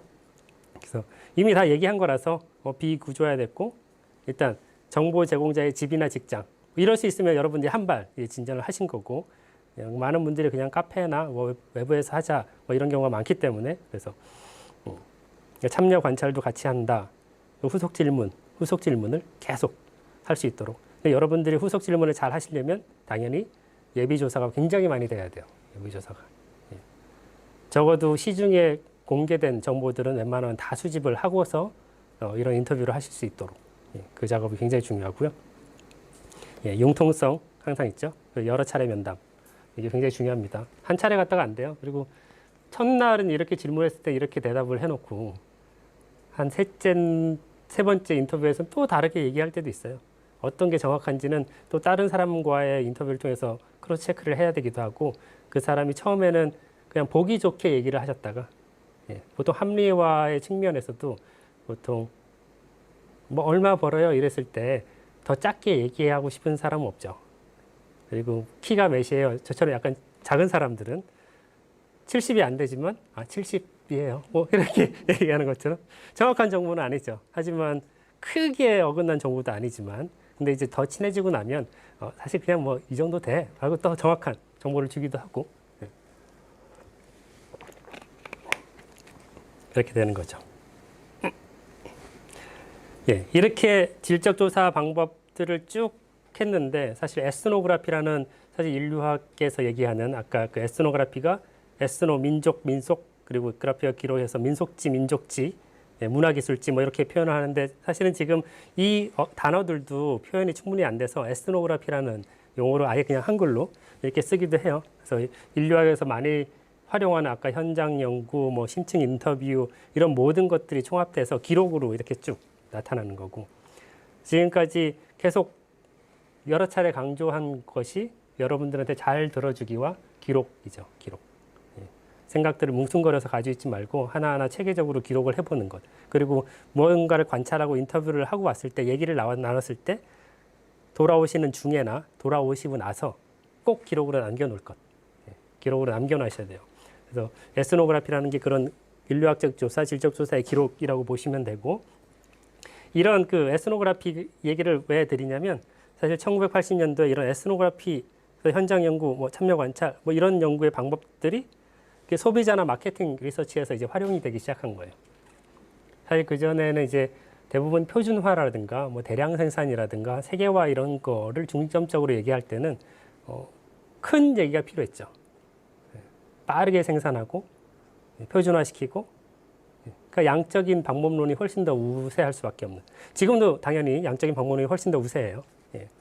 굉장히 빠른 시간 안에 어떤 데이터를 처리할 수도 있고 굉장히 그 사실에 가까운 정보들을 주기 때문에 굉장히 중요한데 여기서 이제 컨슈머나 마켓들이 굉장히 세분화되더라, 다양화되더라. 그리고 세계화된 제품들을 막 내놨는데 이제 로컬에서는 사실상 그렇게 필요하지 않은 제품이더라. 그래서 똑같은 제품이더라도 조금 기능을 바꾸거나 매뉴얼을 바꾸거나 뭐 부품을 바꾸거나 해서 로컬라이즈를 시키니까 훨씬 더 잘 팔리더라.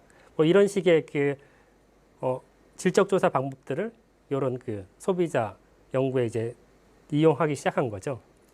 보면 사실 관념이나 우리가 생각하는 것들 그리고 우리의 정체성들 이런 언어들 이런 것들에 대해서 우리는 인류학적이나 뭐 질적 조사 방법론에서는 항상 관심을 가졌던 거기 때문에 이런 것들이 이제 브랜드 개발 그리고 아까 그 제가 대기업과의 작업을 했던 중국의 그 문화 개념을 상품에 반영하는 것, 뭐 디자인, 색감 그리고 실제적으로는 소비자들이 냉장고에 어떻게 육류를 보관하고 채소를 보관하고 이 칸의 크기라든가 위치라든가 이런 부분까지도 전략을 새롭게 짤 수 있는 거죠.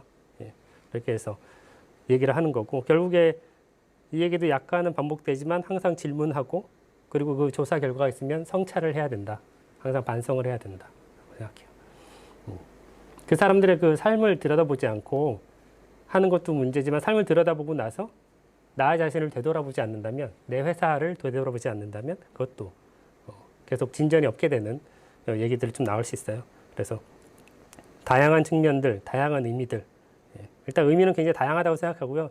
그리고 사람들은 생각하는 것, 알고 있는 것, 그 말하는 것 이게 기본적으로 다 다르다라고 좀 인식을 하시면 될 것 같아요. 이게 다 사람이 다 일체화되면 좋겠지만 여러분들도 사실 안 그러시잖아요. 가끔 보면 저도 약간 굉장히 다중의 인격체가 제 안에 들어와 있는 것 같기도 하고요. 소비자도 굉장히 다양해요. 굉장히 뭐 브랜드 있는 것, 뭐 서구의 것 이런 것을 선호하면서도 실제로 소비할 때는 가성비만 따라서 간다거나 아니면 이거는 기능상으로 별론데 그냥 디자인 색감만 보고 선택하거나 근데 실제로 말할 땐 또 안 그렇죠. 굉장히 합리화를 잘 시켜서 이렇게 얘기하는 경우도 많고 하다 보니까 이 모든 것들이 다르다. 인간 자체가 굉장히 파편화되어 있고 멀티다. 이게 다중적인 인격체로 구성되어 있다라고 생각을 좀 많이 하시면 좋을 것 같아요. 그래서 이런 에스노그래피 기록해야 되고 결국에 이런 마케팅이나 그 컨슈머 뭐 에스노그래피 이런 쪽도 많이 쓰이기도 하고 사실 그 심리학 그리고 정신분석 이런 데서도 점점 에스노그래피 작업이 많이 필요해요. 왜냐하면 실제로 환자 중심적인 그 얘기만 상담만 하다가 결국에 그 주변 상황들을 보는 거죠. 그 일상사를 본다는 건 나의 개인 일상사지만 누군가의 관계에서 일어나는 얘기들. 그래서 환자들을 볼 때도 가족을 불러서 얘기를 듣거나 그러니까 예전엔 환자만 보다가 관계성들을 보는 거죠. 그런 식의 그 에스노그래피 작업들을 해나가는 모습들을 많이 볼 수 있고요. 마케팅에서는 이미 많이 활용이 많이 되고 있어요. 한국에서도 좀 많이 진전이 되면 좋겠는데 가끔씩만 활용되는 모습은 볼 수 있어요. 사실 그 LG EDS 같은 경우는 아직 그 인류학 전공한 그 분들이 그 작업을 하고 계시고 예전에 그 네이버 라인 뭐 이런 데서도 작업을 하신 유저 인터페이스 부분에서 이제 작업을 하고 계신 분도 계시고 근데 미국에서는 생각보다 많은 편이에요. 인텔, IBM 이런 데도 생각보다 많이 있고요. 그런 분들이 진짜 미시적으로 그리고 제품을 로컬라이즈 하거나 문화적인 개념과 연결시킬 때 그런 작업도 많이 하고 여기도 보시면 퀄리데이터나 에스노그래피 인사이트 이런 기업들도 많이 볼 수 있고 캐나다에도 요즘 그 좀 잘 나가는 그 디자인 회사인데 삼성이나 굉장히 많은 대기업들과 작업을 하고 있어요. 작업을 하고 있는데 그 회사도 디자인을 중심으로 하는데 거기에 공학자랑 인류학자랑 그래서 질적인 부분이랑 공학이랑 겹쳐져서 시장을 만들어나가고 디자인을 어떻게 얼마나 인간 중심적인 디자인을 할 것인가 그런 작업들을 하는 기업도 있고요. 지금 중국 상하이에도 사실 질적조사만을 전담으로 하는 기업이 있고요. 예. 좀 제가 이름을 안 써놔서 예, 그렇고. 그래서 설문 및 면담 조사는 앞에서 좀 많이 했었던 거고, 예, 이 얘기도 거의 그런 것 같아요. 예, 동일한 얘기들이고, 예, 소비자 행동과 인식, 예, 그 차이점들을 어떻게 통합해낼 것인가, 또 개인적 체험, 이런 얘기도 사실 중요한 얘기고요. 계속 말씀드리지만 맥락, 체험, 뭐 이런 얘기들. 예. 그래서 다시 이 앞에 것들을 얘기 드리면 참여 관찰에서는 예, 의미 있는 관계를 만들어낸다, 일상적인 참여를 한다. 그리고 지금까지 안 나왔던 단어지만 내부자의 시각을 드러낸다. 그래서 그 외부에서 객관화시킨 나의 시각을 얘기할 수 있지만 사실 나의 시각도 객관적인 건 아니죠. 그래서 가능한 그 소비자의 시각, 그 내부자의 시각 이런 거를 좀 충분히 드러날 때 그들의 목소리를 좀 더 많이 이해할 수 있다. 그런 얘기를 한 거고 물론 외부자적인 시각이 좀 더 객관적일 때도 있어요. 근데 내부자적인 시각을 충실히 드러내고 그 맥락들을 잘 연결을 시키면 결국에 객관성과 어느 정도 연결이 되는 흐름을 볼 수 있기 때문에 이게 중요하고요. 심층 면담 얘기는 지금까지 계속 해왔던 얘기 역시나 맥락 그리고 후속 질문에 대한 얘기들이 이제 좀 있는 거고요. 요즘 요건 약간 그 인류학적인 얘기이기도 한데요. 우리가 thick description, 약간 중층, 두껍게 글을 쓰는 방식. 클리포드 기어츠라는 이제 인류학자가 이제 얘기를 한 건데 한 상황에 대해서 기술을 했을 때 여러분들이 사실 그 매장에 가서 뭐 관찰할 때도 그 매장에서 사장이 보는 시각과 직원들이 보는 시각과 소비자가 보는 시각이 다 다르잖아요.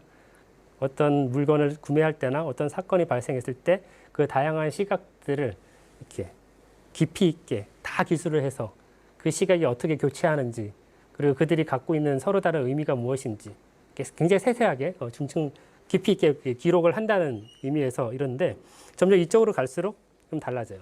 사실 그 전에 우리가 기술할 때는 그냥 여러분들이 만약에 조사자, 연구자라면 아니면 사장님이라면 여러분들이 이제 일종의 권력을 갖고 있는 거죠. 그리고 그 기록 자체도 나의 것이야, 내가 만든 작업이야 이렇게 얘기할 수도 있는데 점점 그런 권위를 정보 제공자한테 돌려줘요. 예전엔 그냥 인포먼트라고 얘기했던 사람을 협력하는 사람, 그래서 컬래버레이터라고 얘기도 하고, 그래서 점점 그런 식으로 가는 게 이제 우리가 트랜스크립션이면 전사라고 이제 보통 얘기를 하는데 그들의 말을 가져왔을 때 그래도 오리지널은 그들의 말이기 때문에 그 내용에 대해서 권위는 그들이 가져야 된다라고 얘기를 한 거고, 이제 그 다음에 인스크립션이라고 얘기하는 거는 어떤 뭐 새긴다는 약간 그런 의미잖아요. 그래서 연구자나 조사자 그리고 여러분 사장님들 뭐 이런 분들도 직접 그 물건을 써보는 거죠.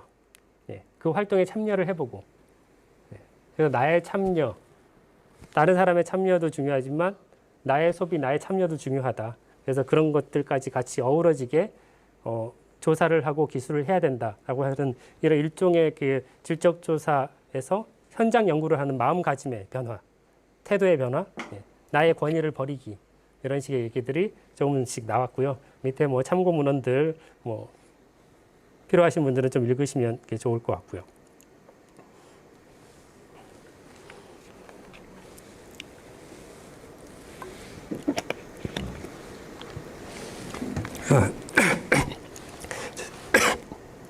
죄송합니다.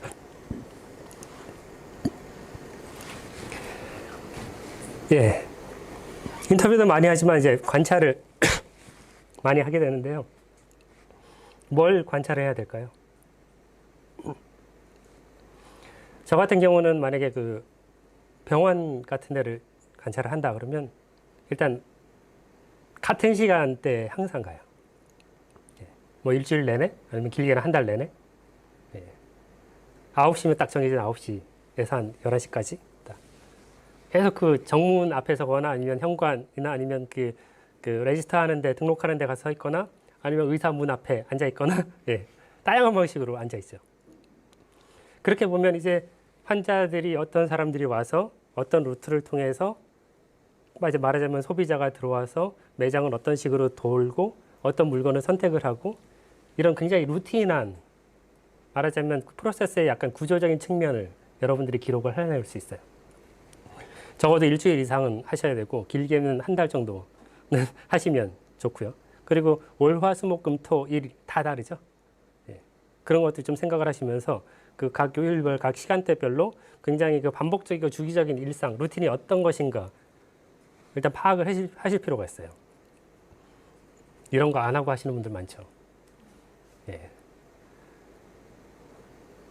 가끔 보면 그냥 내 집이랑 가까워서 아니면 임대료가 싸서 이렇게 그냥 자영업을 내시는 분들도 많고 주변에 어떤 가게가 있는지도 경쟁 가게가 어떤 게 있는지도 충분히 파악 안 하시고 그러시는 분들이 많은데 하셔야죠.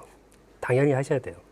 최소 저는 2주 정도는 그래도 보셔야 된다고 생각을 하고요.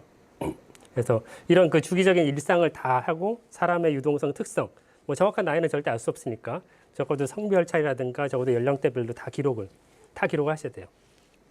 이제 그렇게 계속 보고 있으면 일상만 있는 게 아니잖아요. 항상 무슨 특이한 어떤 의례가 발생하기도 하고 주기적으로 발생하는 이벤트가 발생하기도 하고 그냥 사건 같은 게 막 갑자기 발생하기도 하고 그럴 때 그 사람들은 어떻게 대처를 하는지 이런 것도 재밌는 케이스죠. 이런 것들은 훨씬 더 장기적으로 이제 관찰을 해야겠지만 뭐 2주 안에 발생을 하지 않으면 뭐 어쩔 수 없고. 근데 사실 그 질적조사 하시는 분들은 많이 그런 게 있어요. 좀 안 좋은 사건이긴 하지만 내가 거기 현장에 갔을 때 이게 발생했으면 훨씬 더 관심을 받겠다, 주목을 받겠다 이러신 분들도 있긴 있죠. 가끔 뭐 그게 이제 윤리적인 측면이랑 이제 충돌을 일으킬 때도 있지만 현장에 있을 때 그런 사건이 발생해서 정말 정확하게 기록을 해내고 자료로 남겨놓을 수 있다면 그것도 큰 이의가 되기 때문에 좀 고민을 좀 많이 하셔야 되는 거고 특히 뭐 갈등 사람들이 항상 그 조화롭고 행복하고 이렇게 살지 않잖아요. 그런데 사람들이 그걸 많이 생각을 해요. 조직이 원활하게 굴러가는 법, 조직의 기능적인 측면들. 근데 항상 그렇게 움직이지 않아요. 항상 갈등이 발생하고 항상 다른 생각들이 있거든요. 그리고 근데 그게 협상으로 해결되는 조직이라면 굉장히 건강한 조직이고 건강한 국가고 건강한 사회죠. 왜 우리나라는 이렇게 협상이 잘 안 될까요? 그렇지만, 그래서 저희는 그게 오히려 더 포인트를 봐요. 화합이나 뭐 조화롭게 뭐 회의가 진행되고 이런 것들은 사실상 큰 의미가 없을 때도 있어요. 근데 어떤 문제가 발생했을 때 이게 어떻게 해결되는가. 이런 것들 관찰하는 게 굉장히 중요하고, 이건 회사나 뭐 소비자랑, 뭐 분쟁 관계건, 이런 측면에서도 굉장히 어떻게 처리하는지 주의 깊게 보셔야 되고, 그럼 나는 어떻게 할 것인가. 그런 거 보셔야 되고 또 구성원들이라고 하면 구성원 당연히 뭐 사장, 직원 이런 존재들도 있겠지만 거래처도 있고 고객들도 있죠. 이런 경우에 그들의 뭐 생물학적 특성도 좀 파악을 해보시고 그다음에 직원과 뭐 고객 이거 항상 시각의 격차가 있잖아요. 근데 어디서 교차하고 어디서 만날 수 있는가 이런 부분도 보시고 언어적 관계 또 말하지 않는다고 해서 또 관계가 아닌 건 아니니까 그 밑에 보시면 알겠지만 우리가 갈등을 중요시하는 만큼 사람들이 굉장히 생각을 안 하는 게 침묵의 순간이거든요. 말을 안 하면 굉장히 답답하죠. 근데 그게 언어적인 표현이죠, 사실은. 비언어적인 표현이죠. 왜 쟤는 말을 안 할까? 다 이유가 있죠. 가끔 보면 정말 어떤 회사에서 정말 말 없는 분들이 있거든요. 말하기가 싫은 경우도 있고, 성격이 그럴 수도 있고, 다양하지만 정말 말하기 싫을 때, 그건 왜 그럴까? 뭐 그런 것들 또 고민해 보시면 재밌기도 하고요. 뭐 사회적 거리, 특성, 권력 관계 이런 것들이 사실 굉장히 중요한 관찰의 영역이에요. 뭐 관계성을 볼 때 사실 관찰 외에도 누구랑 밥을 먹는가, 뭐 누구랑 회식을 하는가, 뭐 누구랑 운동을 하는가, 뭐 누구랑 흡연을 하러 나가는가, 뭐 뿐만이 아니라 예전에 저 같은 경우는 뭐 SNS에서 누구 직원들끼리 중에 친구는 누가 있는가, 뭐 이런 것까지 좀 파악을 해보기도 하고. 어떤 SNS는 친구인데 또 어떤 SNS에서는 또 친구 관계가 아니고 여러분들도 아마 그것을 분리해서 사용하고 계실 거예요. 그렇죠? 사실 카톡은 뭐 SNS나 하기 불어 그냥 뭐 인스턴트 메시징 서비스라고 얘기하는 게 더 나을 수도 있지만 거기서는 어쩔 수 없이 다 쓰시겠지만 내 페이스북은 공개 안 해. 뭐 이런. 아니면 또 뭐 링크드인이나 인스타그램은 그냥 정말 친구용이야. 거기는 내 가족도 들어올 수 없어. 이런 경우도 있고요. 그런 다양한 측면에서 이런 관계성들을 좀 파악해 보는 것도 일종의 관찰 영역이 될 수도 있고요. 예, 무관심의 영역, 무죄와 침묵, 그 의미가 무엇인가 이런 내용들. 그리고 내가 관찰한 내용과 실제로 면담을 했을 때 내용이 불일치되는 것들 이런 것들도 파악해 보시면 사실 이 관찰에서 주목할 부분들 가지고 이제 만약에 여러분들이 실제로 앞에 계시다면 하나하나 사례를 가지고 얘기를 해보면 정말 재밌고 여러분들이 경험한 것도 어떻게 해결하셨는지도 재밌을 것 같다는 생각도 사실 많이 들어요. 언젠가 그런 기회가 또 있을 수 있으면 좋겠고요. 사실 이제 준비한 내용들은 사실 좀 많이 이제 끝나가고 있고요. 여러분들도 이제 마무리로 가고 있는데 최근 제가 그 인어교주 해적단이라는 웹사이트 그리고 뭐 앱을 좀 주의 깊게 보고 있었어요. 제가 보기 시작한 지는 한 6개월 정도? 제가 그 꽃게 시세가 얼마가 될까? 그냥 인터넷에서 그냥 검색을 하다가 알게 된 거예요. 근데 여러분들 중에 알고 계신 분 있을까요? 네. 굉장히 정확한 정보를 가지고 있고 그리고 수산물 시장에서 어떤 점포들이 신뢰성이 있는가 이런 것에 대해서 굉장히 잘 정리를 해놓은. 물론 그 웹사이트 가보시면 약간 그 세련되지 못함은 있지만 그래도 필요한 정보들은 계속 하고 있어요. 그래서 수산물 관련된 정보로서는 지금 굉장히 많은 사람들이 이용하고 있는 회사가 됐고요. 최근에는 이제 육류 업계까지도 이제 좀 그 정보 네트워크를 좀 키워 나가려고 하고 있는 회사죠. 제가 굳이 가져온 거는 그 그 지난달 오늘 9, 8, 7월이죠. 2달 전에 얘네들의 그 시리즈 B 이제 규모 성장을 하기 위해서 170억의 투자를 받게 됐어요. 그냥 수산물 시세 알려주고 점포의 네트워크를 발로 뛰면서 정말 발로 뛰거든요. 그 친구들. 정말 열심히 하시는 분들이 정말 발로 뛰면서 온갖 시장, 전국의 시장을 돌아다니면서 발로 뛰고 시세하고 그런 좀 신뢰성 있는 점포 찾아내고 수익도 사실 별로 없는 상태에서 그리고 대부분의 가게에서는 그 수수료를 받지 않아요. 홍보 수수료를 받지 않아요. 최근 들어서야 이제 약간의 수수료를 받고 프리미엄 가게라고 이제 홍보를 해주거나 그런 경우는 있지만 그 전에는 전혀 수수료를 받지 않았고 아직도 그 지방의 웬만한 가게들은 수수료 받지 않고 그냥 올려놔요. 그 정보를. 그리고 그 가게의 시세, 영업 시간 그리고 그 가게의 특징들 이런 거 올려놓거든요. 그럼 사람들이 그걸 보고 찾아가는 거죠. 그 가게를 선정하는 거는 주변 상인들의 평판을 들을 수도 있고 고객들의 평판을 들을 때도 있고 자기들이 직접 찾아가서 바가지를 씌우는지 안 씌우는지 그것까지 체크를 해보기도 해요. 그렇게 이제 신뢰성 있는 점포들을 확대해 나가는 거거든요. 이 분들이 처음에부터 그렇게 지금 총 투자 규모가 이제 207억 정도 된다고 제가 알고 있는데 지지난달에 그 170억을 받았기 때문에 이제 앞으로 어마어마하게 커지겠죠. 그리고 물론 이제 시세 정보랑 점포 네트워크만 하다가 이제 본인들의 온라인 마켓도 이제 오픈하기 시작했고 각종 도매의 중개, 왜냐하면 정보를 많이 알고 있기 때문에 그런 영역까지도 이제 확장을 아마 하게 되겠죠. 이제 지원 수나 규모가 엄청 커지게 될 것 같아요. 처음부터 잘했던 건 아니고요. 일단 발로 뛰는 사람들, 그러니까 질적 조사를 엄청나게 했던 사람들인 거죠.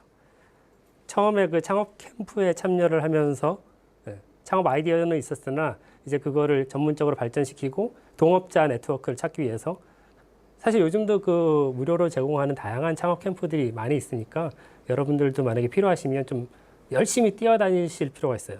물론 거기서 안 좋은 사람은 만날 수 있겠지만 정말 그 운 좋게 이 회사처럼 정말 괜찮은 동업자, 뜻맞는 동업자를 만나서 계속 장기적인 협업을 할 수도 있고 그래서 이 교육을 받고 어떤 그 네트워크를 구축해가고 이런 것들이 있었고 처음에 몇 차례 실패 후에 일단은 정보를 파악해야겠다. 그리고 신뢰성 있는 정보를 파악해야겠다. 그러면서 계속 발로 뛴 거죠. 사실 생각해 보세요. 시장 돌아다니면서 그 수많은 점포의 시세를 파악하고 그리고 시세 파악하면 이제 상인분들은 오해도 할 거 아니에요. 너 대체 뭐 하는 사람인데 자꾸 이런 정보를 캐고 다니냐? 뭐 이럴 수도 있고 왜 저 가게는 너희들이 홍보를 해주면서 왜 우리 가게는 안 해줘? 막 이런 경우도 있을 테고 굉장히 많은 그 시행착오들 끝에 안착을 서서히 몇 년간에 거의 한 이런 작업만 4, 5년은 걸리지 않았나 싶어요.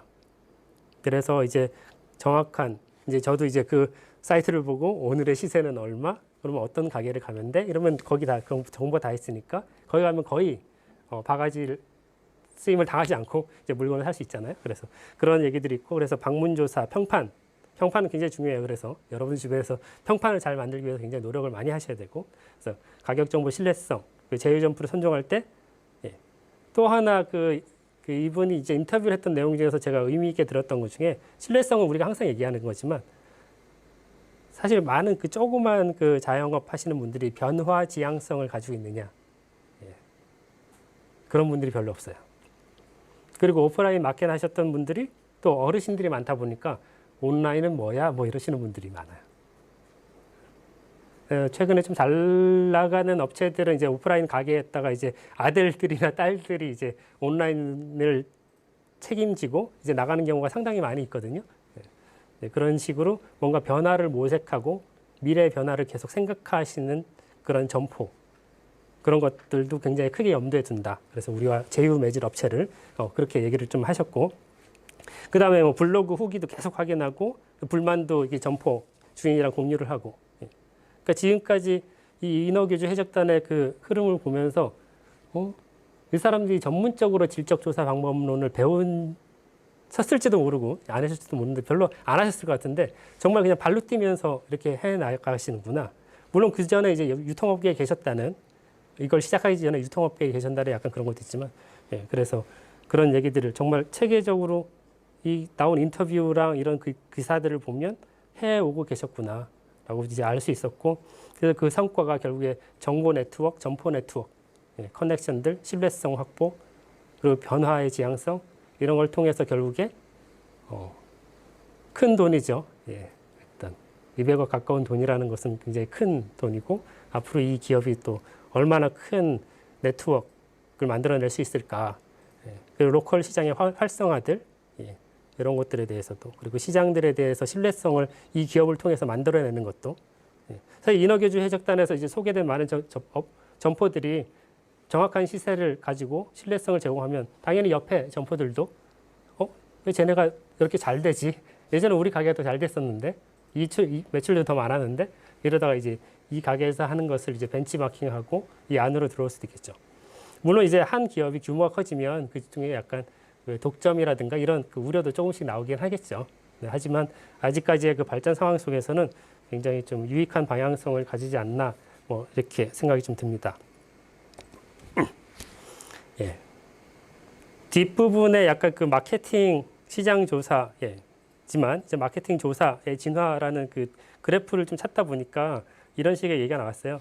밑에 위에 약간 양적인 조사는 이제 온라인 서베이나 온라인 여론조사, 뭐 아니면 모바일, 요즘 핸드폰으로 거의 모든 거 하시니까 모바일 서베이도 많이 하고. 근데 아까 말씀드렸지 80년대 이후 이제 90년대, 사실 한국에서는 많이 안 그렇지만 그래도 이게 질적인 조사 방법론들을 이제 많이 쓰기 시작했고, 그래서 포커스 그룹 인터뷰나 에스노그래피 방법론도 많이 쓰고, 지금은 아까 네트노그래피, 인터넷 에스노그래피처럼 그 인터넷상에 있는 정보들을 가지고 오기 위해서 이런 작업들을 많이 하고 계시죠. 이제 앞으로 이제 어디로 갈 것이냐.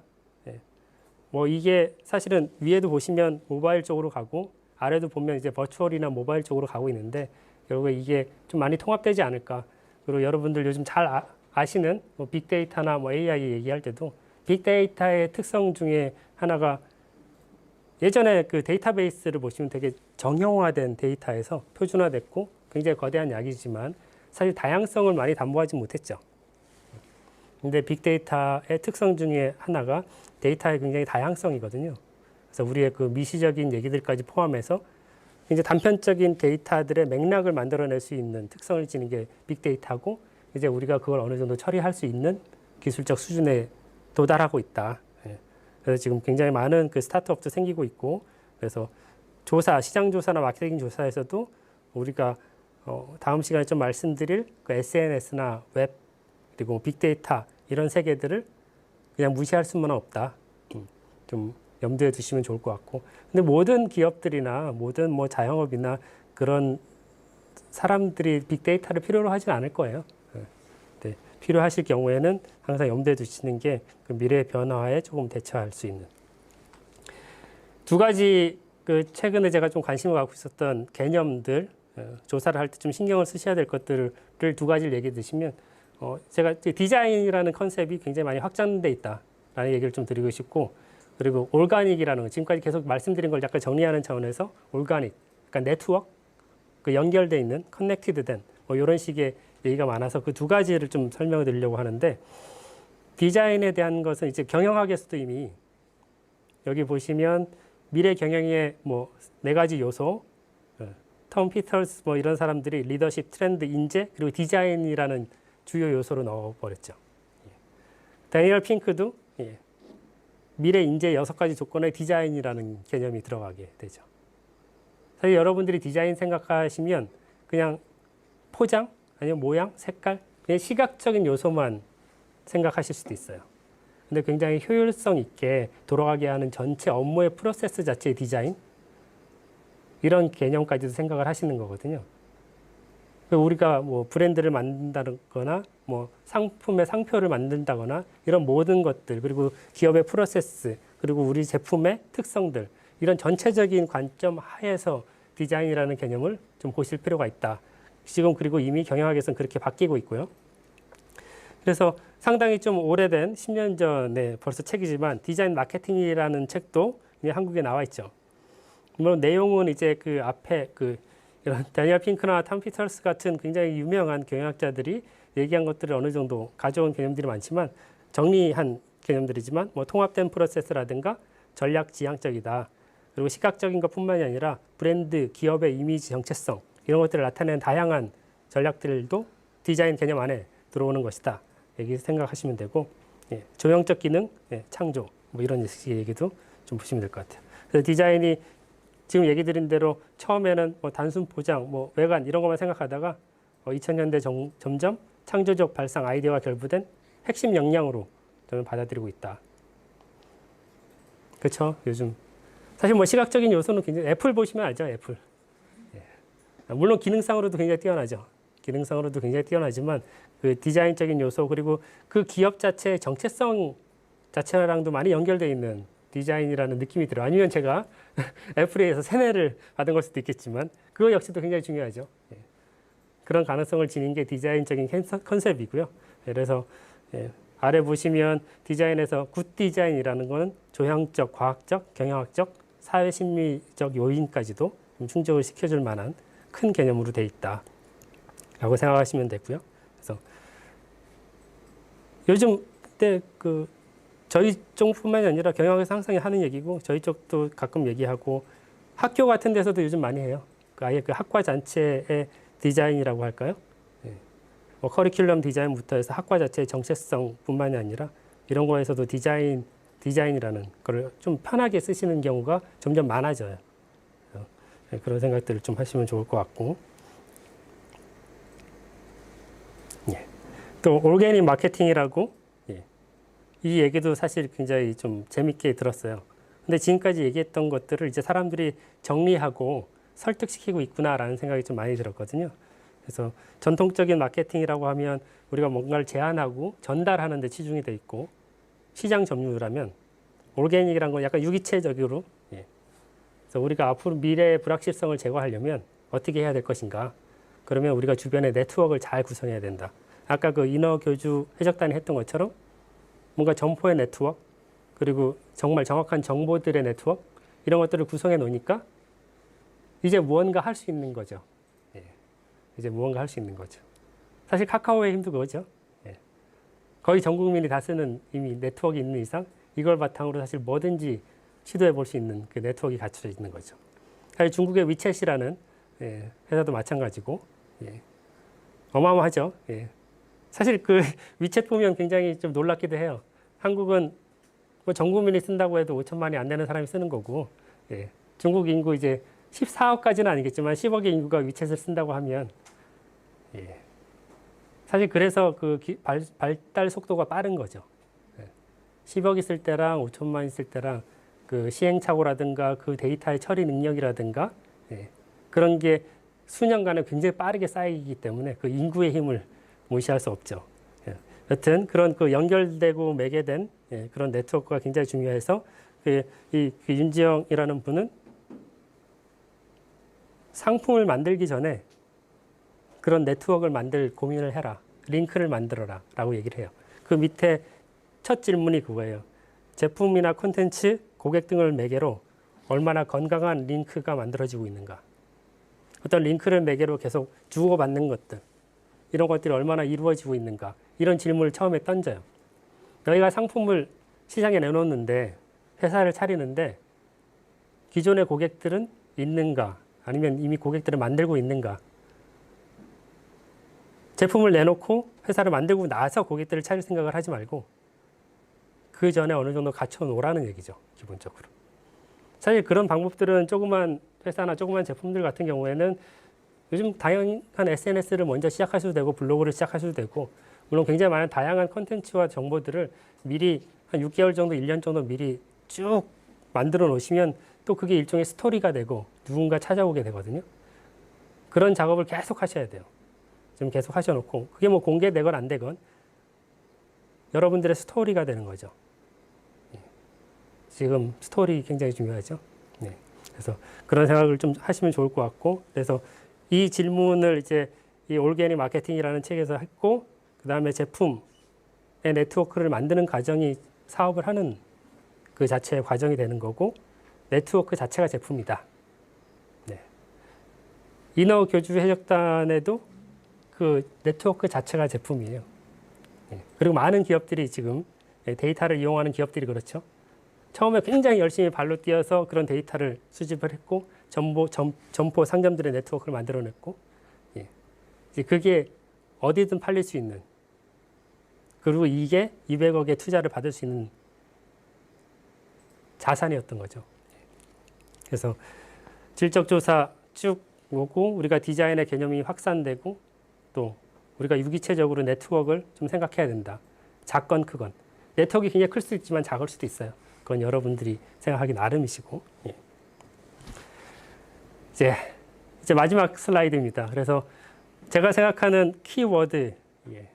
일단 질적 조사를 한다는 것은 단편적인 딱 잘려진 지식이 아니라, 정보가 아니라 컨텍스트, 맥락이 있어야 된다.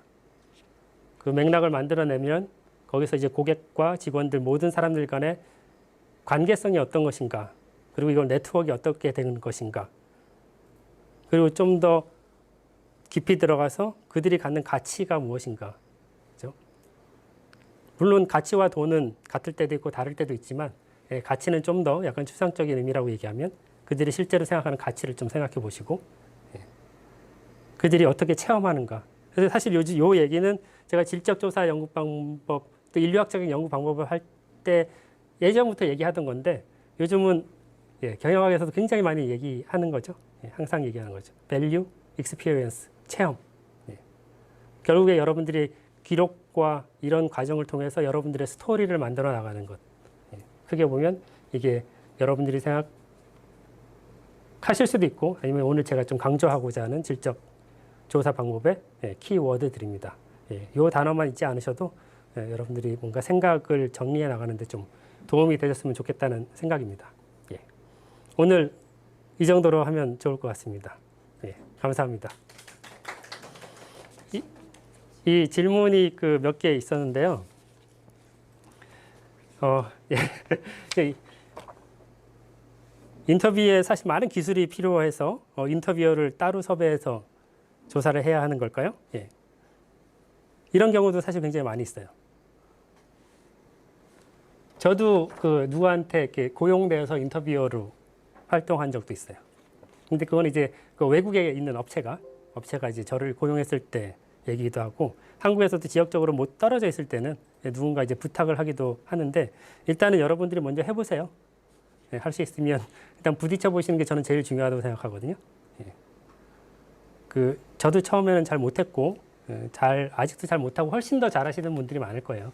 근데 여러분들만큼 여러분들의 그 가능성이나 뭐 시장성이나 제품을 잘 이해하고 있는 분은 없으니까, 예, 다양한 소비자를 만나 보시면서 직접 하는 게 저는 가장 더 중요하다고 생각하고, 제가 블로그나 사실 그 SNS 얘기도 많이 하는데, 사실 저도 지금은 잘 안 하는 편이지만 저한테 필요성이 지금 아직은 충분히 없기 때문에, 근데 여러분들 만약에 창업을 준비하신다면 그런 걸 꼭 하라는 이유가, 아까처럼 정보나 스토리를 만들어 나가는 과정인데, 그리고 기술적인 이해도를 증가시키죠.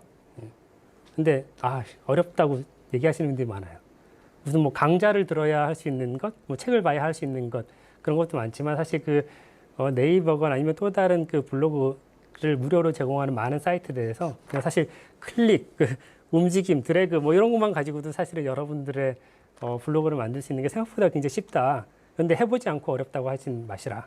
예, 해봐야 된다. 예, 그게 굉장히 중요한 것 같고요. 창업 준비하는 사람들이 직접 수행할 수 있는 질적 조사 방법은 일단 그 경쟁 업체들 보셔야죠. 경쟁 업체들 보시고 내가 어디에서 무엇을 차릴 것인가 그 지역적인 특성도 잘 보셔야 되지만 일단 아까 그 관련된 참고문헌들 쫙 다 보셔야 되고요. 그다음에 경쟁 업체들 찾아다니세요. 실제로 한번 물어보시고 밥도 한번 드시고 술도 한번 드시고 이러면서 부딪혀서 그 자체가 이제 시작이 되고 그러면서 이제 담도 커지고 저도 처음에 그냥 그 가끔은 약속을 잡기 어려운 경우 많잖아요. 인터뷰 할 때도. 저 같은 경우도 그런 경우 많아서 예전에 이제 굉장히 내성적이고 쑥스럽고 앞에서 경비원 아저씨가 지키고 있고 그러면 괜히 쪼그라들어서 못 들어가고 이러는데 그래도 해야 되니까 가끔 막 그냥 들어가는 경우 있어요. 경비원 아저씨에서 어디서 왔는데 좀 얘기 좀 하러 왔다. 그러면 또 들어보내주는 게 없고 전화를 통화해서 물어보면 또 웬만하면 또 받아주시는 경우가 의외로 되게 많아요. 특히 그 벤처기업 같은 경우에 정말 그 비밀성을 보안성을 굉장히 강하게 하지 않는 데는 그런 거기 있는 것 같아요. 벤처 사장님들 좀 오픈된 마인드들이 좀 있어요. 예. 사실 그게 굉장히 중요하죠. 그렇지 않은 건 사실 벤처의 정신도 아니고, 그죠?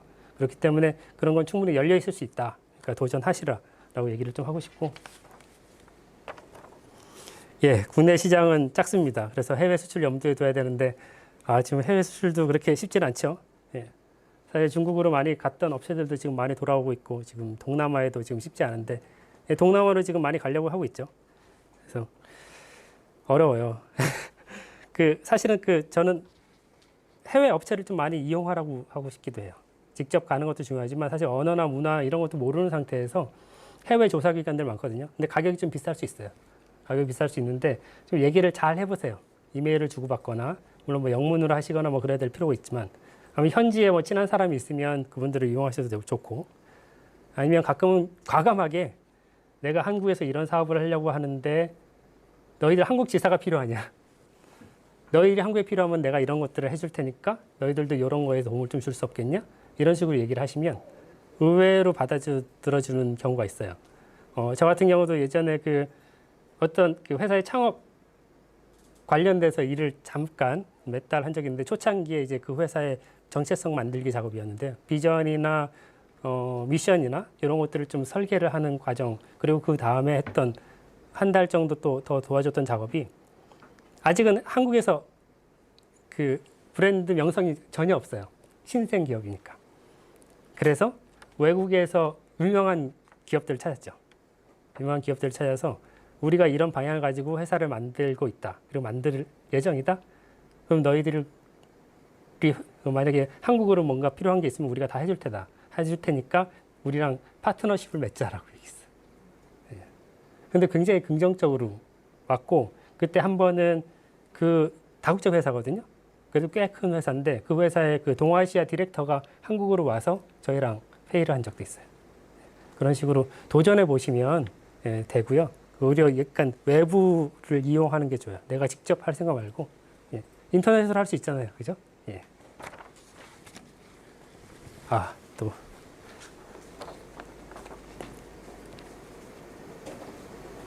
소비자 개인 맞춤형 시장.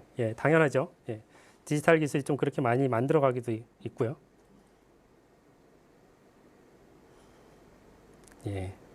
사실 예비 창업자분들이 디지털 기술에 대해서 요즘 되게 많이 아시는데, 빅데이터를 통해서 이런 작업을 할 수도 있고, 사실 요 얘기는 굉장히 좀 기술적인 부분이기도 한데, 어느 정도나 될까요? 개인 맞춤형 소비 시장이. 그 이윤을 얻기 위해서는 사실 굉장히 어려운 측면들이 있는데,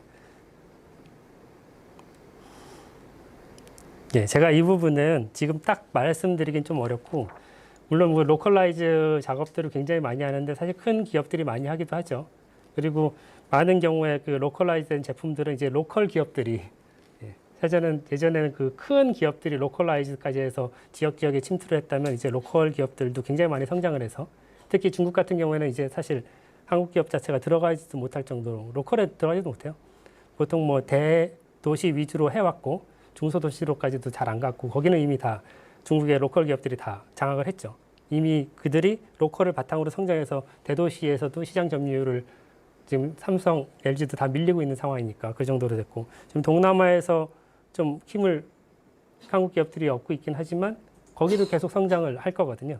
네, 그런 상황에서 이제 맞춤형을 어느 영역에서 할 것인지 그러니까 좀 약간 제품이나 그 회사의 특성 이런 것들 좀 알면 제가 더 정확하게 답을 드릴 수 있을 텐데 요거는 같이 고민하면 정말 좋을 것 같아요. 한번 더 고민해 보시고 뭐 다음 시간에 가능하면 좀 더 고민해서 좀 더 다른 그 얘기를 주시면 제가 좀 더 고민해서 다음 시간에 또 말씀을 드리거나 하도록 하겠습니다. 예, 예 그럼 예, 이 정도로 하고 예, 오늘 수고 많으셨고요. 예, 같이 함께 해주셔서 감사합니다.